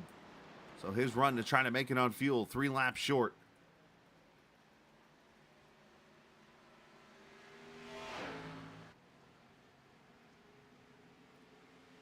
We talked about it on the podcast this week. Would it take a win to get the championship?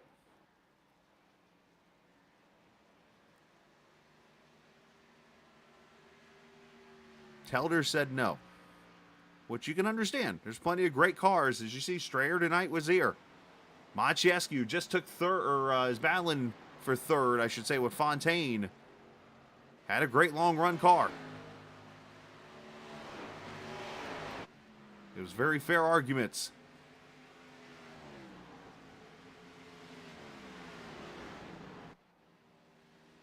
But all Miles wants to see here is a white flag waving. And there it is in the air. Final lap.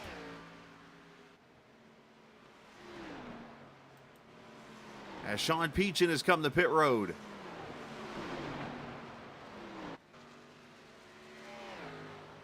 Young man here was born in Louisiana, now resides in Georgia.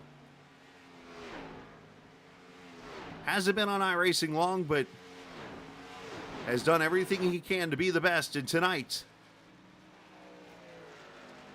he's going to go to victory lane and crown himself the champion.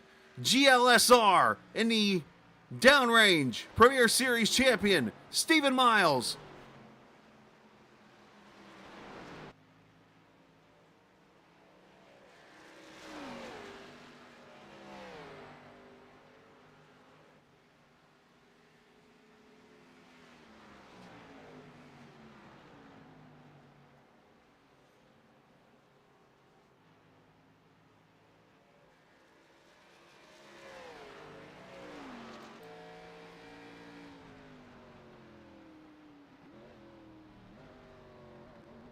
What a week for this man. I mean, let's take out the Tuesday issue. Finishes third in the Daytona 24 in his first attempt. Finishes second Sunday night in the league race. And then comes back here, and I said no pressure on him, and wins the championship.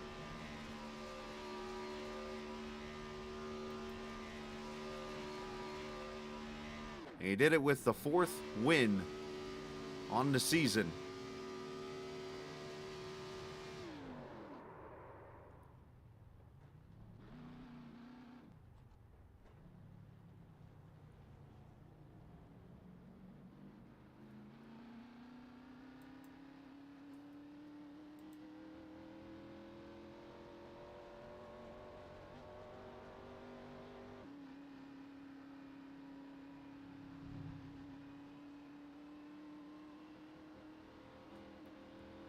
And a Polish victory lap for Miles.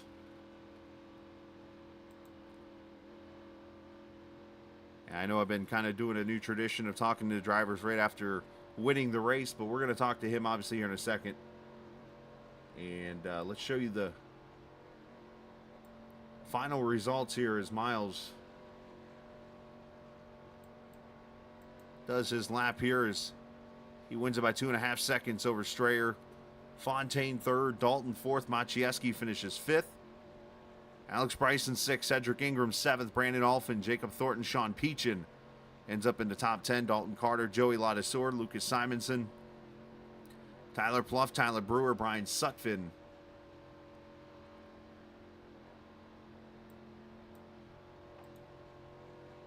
And Richard Midkiff, the 17th and final finisher.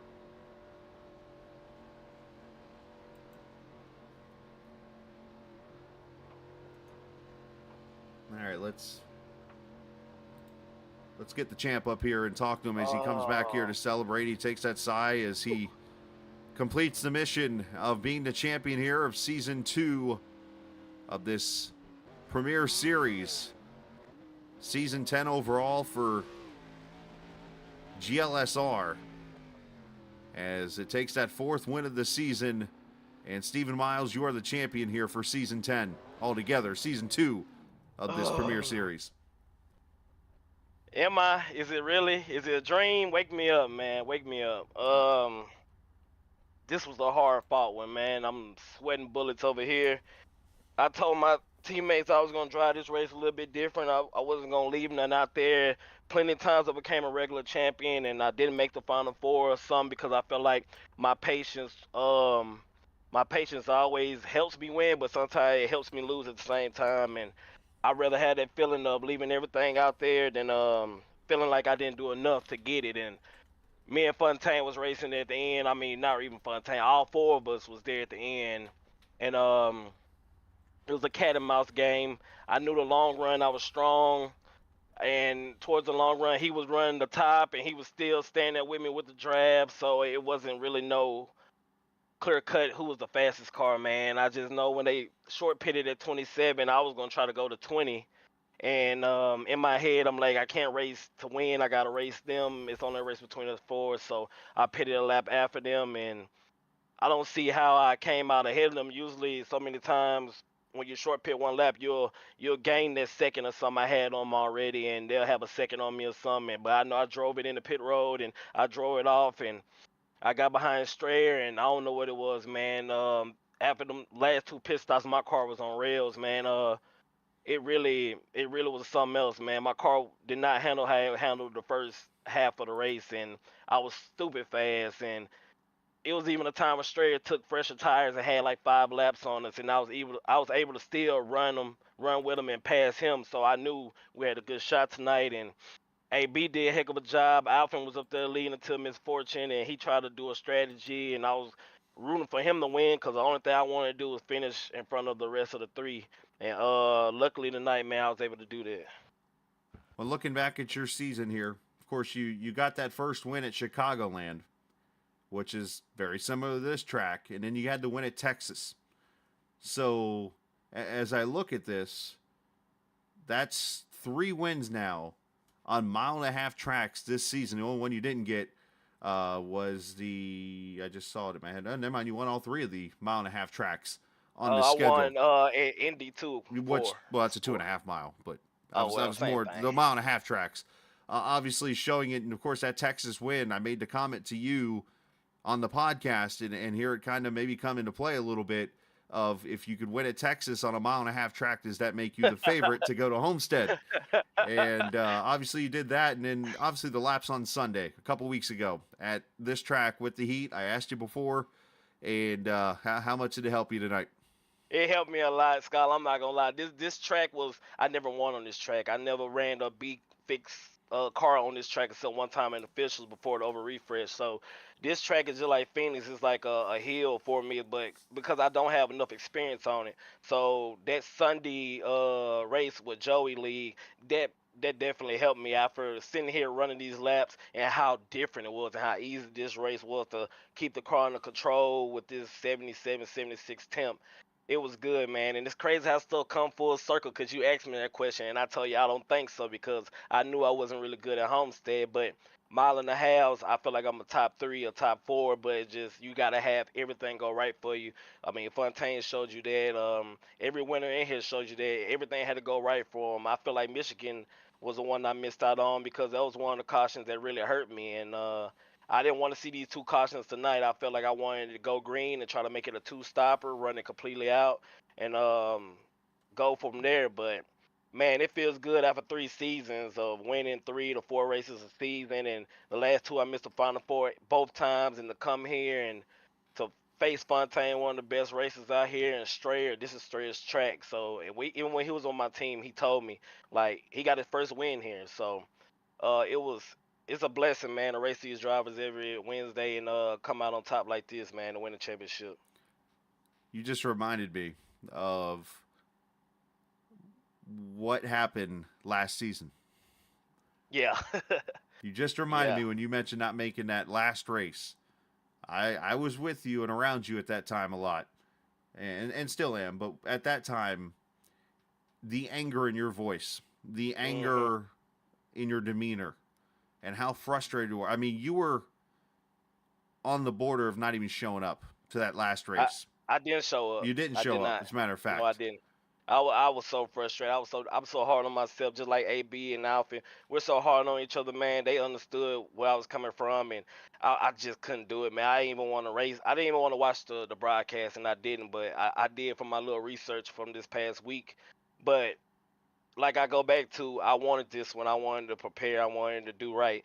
AB, he ran so many laps. I ran 240 laps before I even jumped in this session, just because I wanted to be prepared for anything. And when this race is over, I wanted to say to myself that I did all I could do. And if Fontaine was going to outdrive me, or Dalton, or Brison, then hey, kudos to them. They're just better at this track and at this day than me. And luckily I had God on my side and luck on my side, and the race went kind of how I wanted to, and it surprised me, man. Cause towards the end, bro, I had so much grip the whole run. I pushed the whole run. I didn't save it all, and man, that anger, man, it fueled me. Like, even though it was last year or a long time ago, man, how it feels. It fueled me for this whole season, man. And I just have to do it again. I'm still not satisfied. The crazy thing is I want to do it again. It's like, now what's next? I just want to win and keep winning, and our team to do the same. And I don't know what we came in on points, but I mean, KJ D2, they was, I mean, stacked, man, through these last four, finishing the top five. So, man, kudos to them. Kudos to everybody racing this league. Kudos to you, man, and thank you all the fans watching out there. Well, I was going to say, give some shout outs. You kind of got a head Oh start no, there, but if I there's got some anyone more. else, I I got know some there's more. two that you usually do, so I'll let you keep going. I got more, man. I won the championship. I want to thank the whole treehouse, man. Clark, Daniels, Devin, Josh, Telda, Dean, everybody in the treehouse. I want to thank you, Scholar, best broadcaster around. Everybody check out Scholar Cast. Every Monday they do it, but it comes out every Tuesday and Wednesday. Just be out on the look on that for Spotify and YouTube. Thank my girlfriend. Thank God. I don't usually do this, but thank my mom. Cause if she wasn't watching Della on Heart while she was pregnant, I wouldn't have had this love for this type of stuff. And thank my dad who's ill.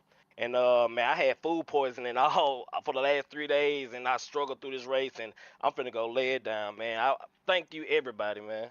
Absolutely. Go celebrate the championship, and well earned, obviously. And we'll let you go Oh, enjoy. thank my teammates. Thank AB and Brison, man. Don't forget them. There you go, man. Well, great job. Congratulations, bud.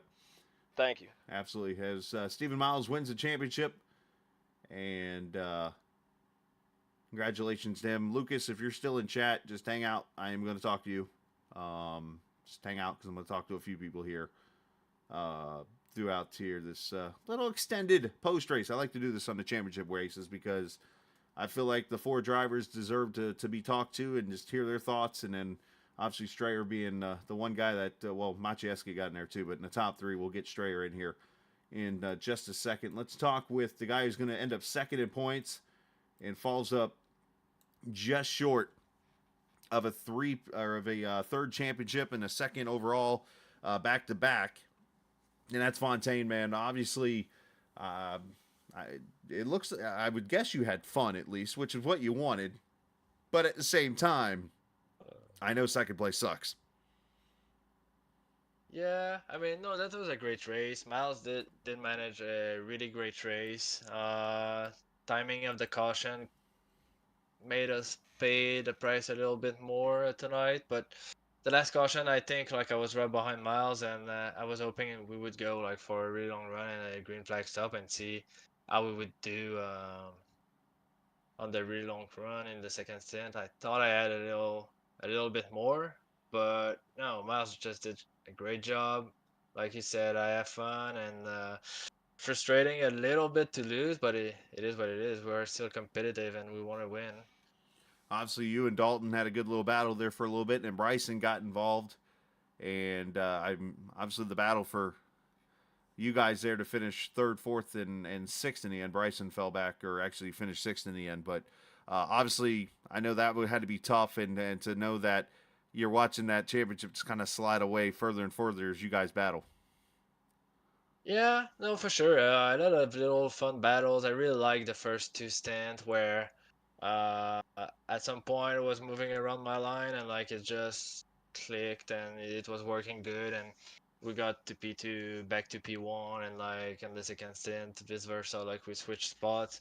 And I mean, again, like just a great race. Everyone like did really good and it was really interesting the way we were driving up front and how people manage the whole race. Just a little short. The last stint was a little too short for what I would like, and yeah. Well, great job tonight, man. Congratulations. A well earned third place finish. Not to be left out the wins you had this season again as you continue to show that you're one of the best in this series, and I know you'll have another chance to get it next season. Of course, the team points I know are probably still getting worked out or whatever, but you and Jason obviously had fantastic runs tonight in the top 5 all night, and nothing to hang your head on in that point. But if you want to give some shout outs, go ahead. Yeah, thanks, man. Shout out to everyone who made it possible this season. All the sponsor, DRT, and every single sponsor of every week, including this week, and Mr. Radiator, our friend Joella Dusser, who sponsored the last race of the season. You for the broadcast, all the guys who made it possible, and mostly like all the drivers. The goal is to have fun the whole season, and I think we achieve at least partially that goal. So it was really fun, a really great season, and obviously a big shout out to Miles. He did a really great season. We were nose to nose the whole season, exchanging wins, and he got it at the end. So congrats to him. Well, great job tonight, man. Congratulations. And obviously, second in points.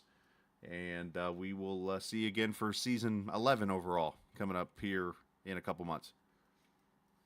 10-4, yes, sir. All right, buddy.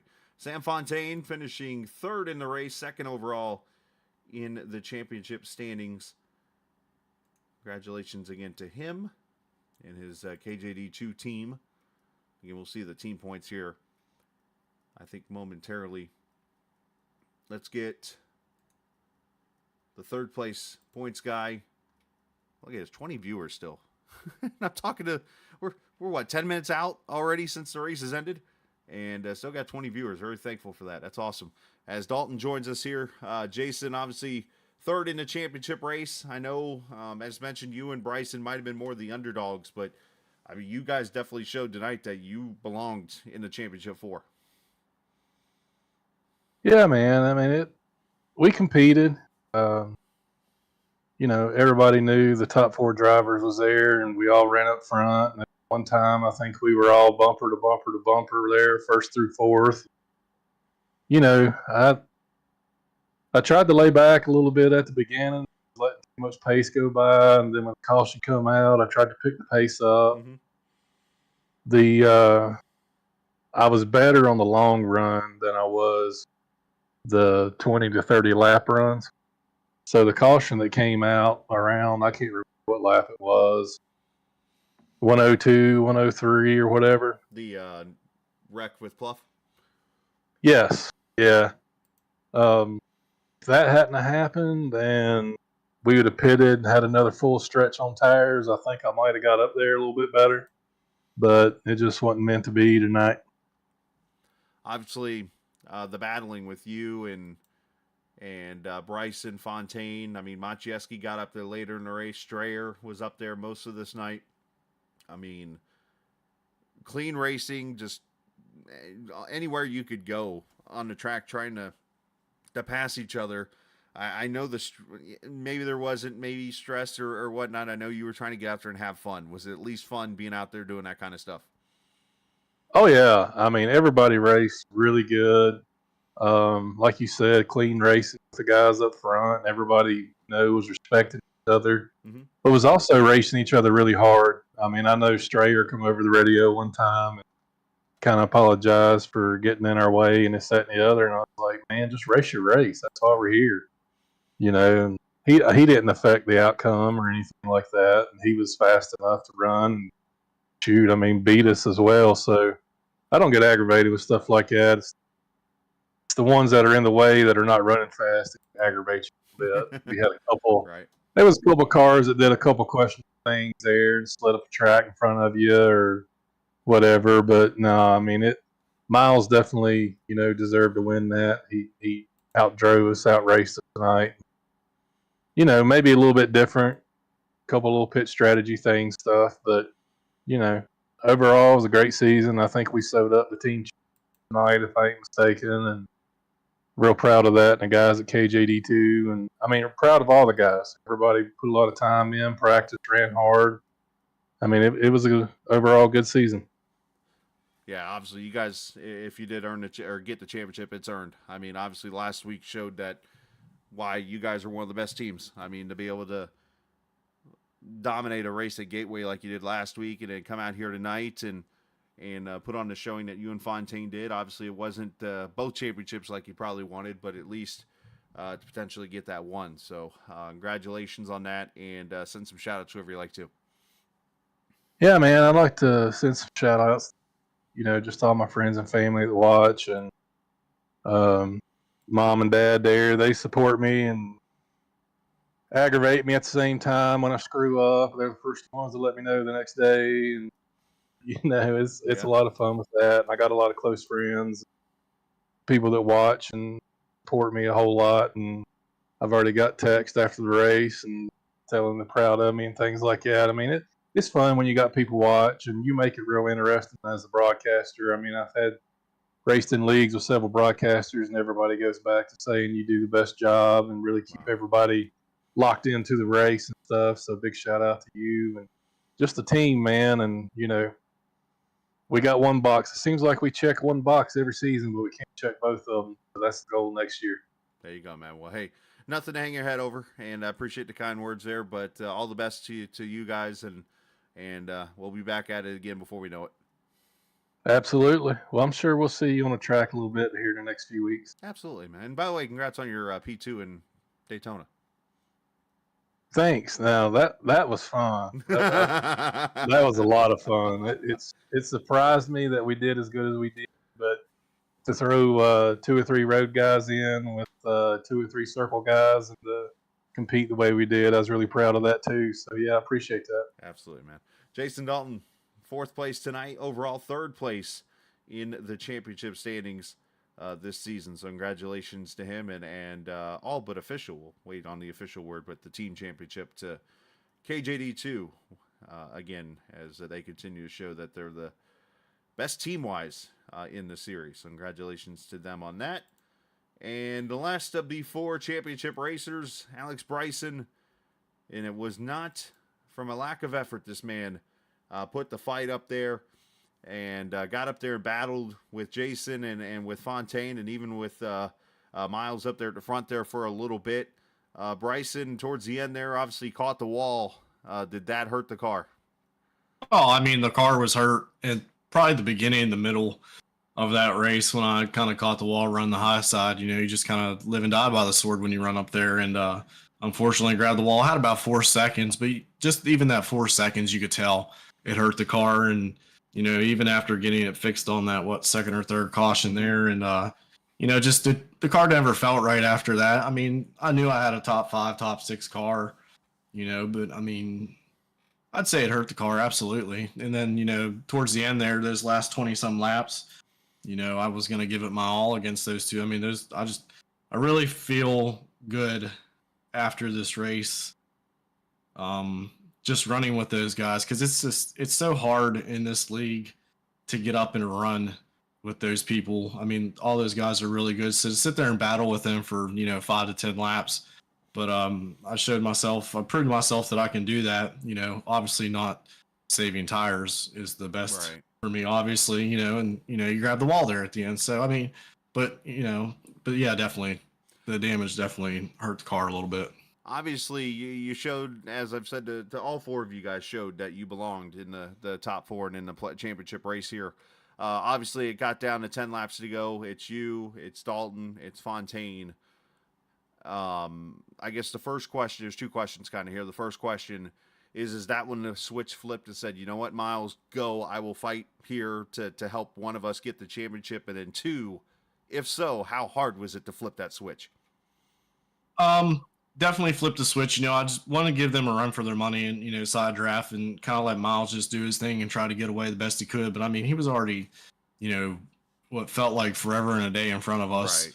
you know, and I felt at some point in that run after we had all, you know, went through that pit cycle, you know, I kind of ran them down, and that was my goal, to run them down just to see if I could give them any type of fight. And, you know, to flip the switch, for me, it's 50-50. Like, I really have to convince myself, like, I need to get up here and do something. You know what I mean? So I kind of have to talk to myself for a couple laps to be like, all right, you need to, you know, start driving in deeper, or, you know, just kind of talking myself into, all right, we're going to push this thing to the edge. You know, there's a chance you're going to hit the wall. And, you know, I took that chance. So, yeah, I mean, definitely, I don't know. I'm at a loss for words right now. Well, obviously, and I know it's a tough move to make because it just shows the unselfishness. And I think both teams, you saw that tonight as you guys fought for it when it's all over with. But obviously, a great way to finish out the season for you. I mean, last year you get into the Final Four by just running well. And then this season you make arguably the pass of the season with that move at Dover. Get yourself into the championship four with the win. And then to fight up here for a battle, I think the only way for you to go is continuously up next season. When we get back to racing, I think we could see more wins out of you coming up here next season. But as for now, we finish up 4th in points. Nothing to hang your head on. And send some shout-outs whoever you like to. I got to shout out Laser Racing again. Congrats to Steven Miles. That man drove the race of his life. Brandon Alphin up there with us. You know, he led about 28 laps. Got to shout out you. Thank you for putting on these amazing broadcasts. I love going back and watching them on my lunch breaks at work, and want to come home, or when I finish, I'll be like, hey honey, let's go watch YouTube for a minute. She'd be like, really? I'm like, yes, you're gonna watch me. You're gonna watch me do something because I feel special. Got to shout out my wife and kids, especially my wife, letting me take the time out of our busy lives to do this. My dad, my wife's grandmother. I think Dalton Wilson was watching it tonight, so shout out to him as well. I'm just very proud of myself. I never thought I would get into the championship race, and like you said, I pointed in last season and finished 3rd there. Felt like I just maybe left a little too much tonight. But, I mean, it's a tough track. You just got to adapt with the track, and I felt like I did all that I can do. But overall, just very, very, very, very happy for this Laser team. And once again, very happy for Steven Miles. Great job tonight, man. Congratulations. And make sure you go watch some Grey's Anatomy or whatever she likes to watch to pay the favor back. Oh, it's the ID channel, man. I got to watch my back. Well, there you go. I'm just saying. I'm trying to help you here a little bit, my guy. So, hey, great job tonight, my man. All right, thank you. You too. Alex Brison finishing in the 6th position, 4th place overall in points. But he did get that win, and a win that'll be talked about for a pretty good amount of time. Man, it's going to be in my highlights. I'll say that for a while on the intros of the shows. We'll say that. So, great job to him. All right. I did not forget about him. I told him wait until I got done with the championship 4, and I bring him up. Lucas Strayer finishing in the 2nd position tonight, man. You definitely proved tonight you battled hard and did everything you could. It just looked like the car just fell off too much at the middle and end part of the run. Another second. This is my 3rd second this season, man. But yeah, just I pitted early to try to jump Miles, and when I got in front of him, I was like, okay, I got to go, because I knew Alphin and Brandon were so far ahead, and I'm like, I got to go. So I was missing the bottom. I was just running too hard. When I finally caught Alphin, I looked at my rearview mirror, and I saw Miles right there. I'm just like, ooh, mistakes have been made. But like I was telling all the drivers, I know I was racing the all Final 4 all race, but I did not want to really affect this championship. So when Miles got to my bumper and he started looking inside, I was like, hey, I'll run high line, but like I'm not gonna try that hard against you, brother. Like you can take it, just don't want to get in the way. So Miles got by and just kind of rode in second. I did a terrible slide job to Brandon. I felt bad. I dove it in there and I started sliding up, and I'm like, yeah, this will work out. This will work out. And then I cut right in front of him. I'm like, oh, I'm terrible. He gave me a nice shot in the back on the front stretch. But yeah, we got second. That's cool. Happy to be here. Now, obviously, at the same time, you make the comment there about, just the way you race those guys. I mean, you still got to race for yourself when it's over with. And I know that's got to be a pretty tough balance being in this situation in that matter. So, I mean, talk about how hard it was to balance that for yourself. Yeah, like, as someone who's been in the Final Four, whenever there's been a situation where, like, someone kind of gets in the way, or there's, like, the hard racing goes a little too over the edge between the Final Four, like, it just makes everyone mad and no one wins, because if you both hurt each other, third place is going to swipe by. So, Right. Yeah, the early run, I was stuck behind Brison, and every once in a while I kind of made a move, but I was just like, he's racing Dalton. I don't want to get involved. And then when pit cycles and those weird cautions kind of cycled through, I realized I was kind of just dead center between between Fontaine and Miles, and then Dalton and Brison. And it was weird. Like, you could kind of see when they were trying to make a move for me, I just went up against the wall. Like, I did not want to be near them. It's hard because I want to race for myself, but in the end, if I win, that's cool. But if I don't have a chance for the win, finishing fifth doesn't change anything. Like, I'm still gonna win best of the rest. Like, it's a weird mindset when you're not, if you can't win, you're not racing for second or third or fourth. You just kind of want to get out of the way. Now, granted, if they were dropping back like they kind of were, then yeah, I'm not gonna just like roll over and be like, oh, there you go. But you can kind of see if one of them caught me, I just kind of went high. Here you go. Went high. There you go. Like, even on one of the restarts, I told the guys getting ready, I'm like, hey, Fontaine, I'm sorry, I'm going to pinch you a little here. If Sean's going high, I'm going to pinch you a little bit. And Dalton, I'll probably slide in front of you. Like, if it gets bad, I'm backing out. But, like, yeah, it's weird. And even Dalton was like, just go race, man. I'm like, dude, I have nothing. I have no fight right now. I have no dog in this fight, dude. You guys are all racing for the prize. I'm just kind of here trying to finish a race for the first time. Well, great job tonight, man. Congratulations. And obviously a second place finish here tonight. And obviously the points will work itself out when it's all said and done. But send some shout outs whoever you'd like to. Well, first I want to shout out to any of my family members that might be still watching. It's not the broadcast link. I don't know if they're still watching, but if they are, hopefully they were happy to not see me wreck for once. They actually could see me run well. Second, just Grip Marketing, spoiler diecast. Just love having them on my car. I love it.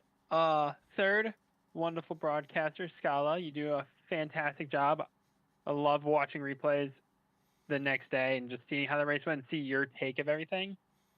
And finally, just everyone in today's race, like, I know Miles and Fontaine gave it a good battle, but like, that was some real fun, clean, aggressive racing. Like that, I had fun. I think I even keyed up in the middle of it when it was Dalton looking under me, Fontaine and Miles were fighting, Brison was trying to get in there. I'm like, guys, we have 5 cars under a blanket. Who says this race isn't exciting? So I hope the fans really enjoyed watching 5 cars duke it out for the win, and then stress of who was going to win in those final 30 laps. But I got to tell you, I think the best driver won tonight. He won the championship, and congrats to them. And you remember what it is, top 3. We need to find some beer, brother. Well, some of us have to work tomorrow morning, so we can't do that. But I got to work too. 5 a.m.? Oh, okay. You got me beat there. And unloading an airplane at that. Couple tips. Anyways, we'll go from there. We'll celebrate this weekend. But great job tonight, and yeah, second place finish, nothing to be ashamed of. We'll take it. After the last couple weeks, we'll take it. Woo! Yeah. Good job on Lucas Strayer. Yeah, sounds like he's on his cell phone, but great second place finish for him. So, as he. I hate this mic. Yeah, goodwill wants their mic back. Anyways, good job on that, and we'll get him down back to the party that's going on in general chat. So, all right, man, season in the books. So think about it, let me put this right. This is what, the 8th season? 7th season. I gotta think about this now. See, I did season 2. Yep, this is the 8th season out of 10. Broadcasted here on the Captain Esports Network. Of course, season 8, I decided to join them on the track. And in season 9, of course, just kind of stepped away and came back for season 10 altogether, and here we are. Another season in the books. Of course, Sammy B has put together a random assortment of tracks for the off-season, as they like to do. And I'll go ahead and read those off. I don't really have the graphic or anything here in front of me, but as soon as I find it, real quickly, go up here to announcements. That's probably where it is. Yeah. So GLSR silly season, and he's kind of got a tie-in to all the races here. So it starts next week with Rush Hour. It's the Spec Racer Fords at the Coliseum. Suzuka Thunder, the 7th of February, Gen 4 Cup at Suzuki East. Sam did not take notes, apparently, on what day Valentine's Day falls on. February 14th, the GT3 cars at Pocono. The Soapbox Derby, the 21st of February, Formula V at Bristol. And February 28th, Speed Weeks at Daytona and the COT. Which, reminder, February has 29 days this year. So, all right. There you go. So there's 5 races there for you. Of course, we'll be stepping away and taking a break on Wednesday nights. Doesn't mean I'm not going to be doing anything, but won't be seeing GLSR on here for a little bit until we get back to season number 11 coming up next season, which, where did I see?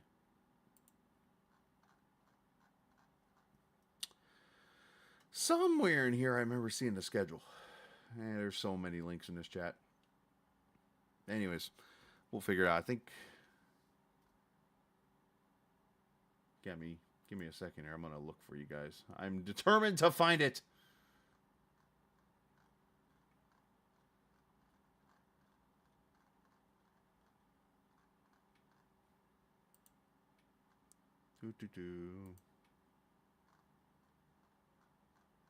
For those watching, thank you for watching, but I'm going to look for the schedule real quickly here before I go off the air so I can tell you exactly when we'll be back, but something tells me I might be looking for a while.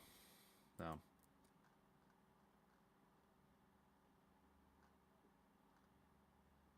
Star race, there's that.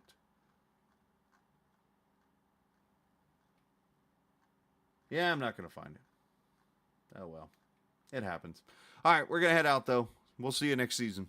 Whenever that time gets here, of course, we'll be on social media and stuff, posting updates and that kind of thing. So let's head out. Enjoy the rest of your Wednesday night. Congratulations, Stephen Miles, who is this champion of Season 2 of this Downrange Transport Premier Series. Shout out to Kevin Davis and those guys for sponsoring this series. And big shout out to Sean Peach and everybody from GLSR for allowing me to broadcast this season. This isn't just a game, it's iRacing. See ya!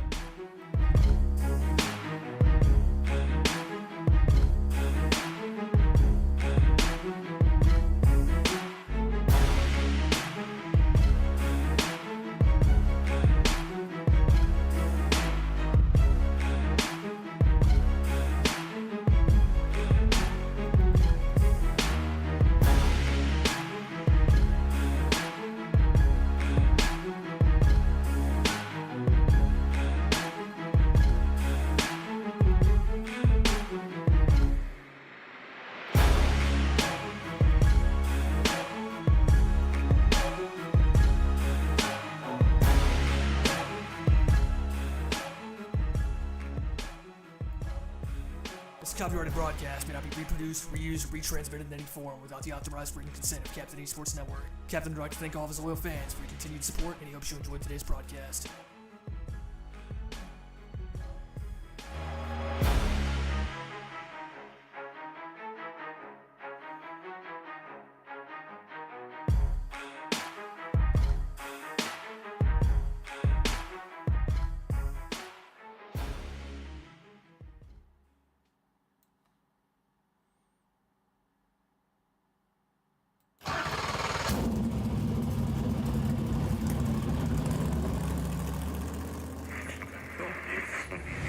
following is a special presentation.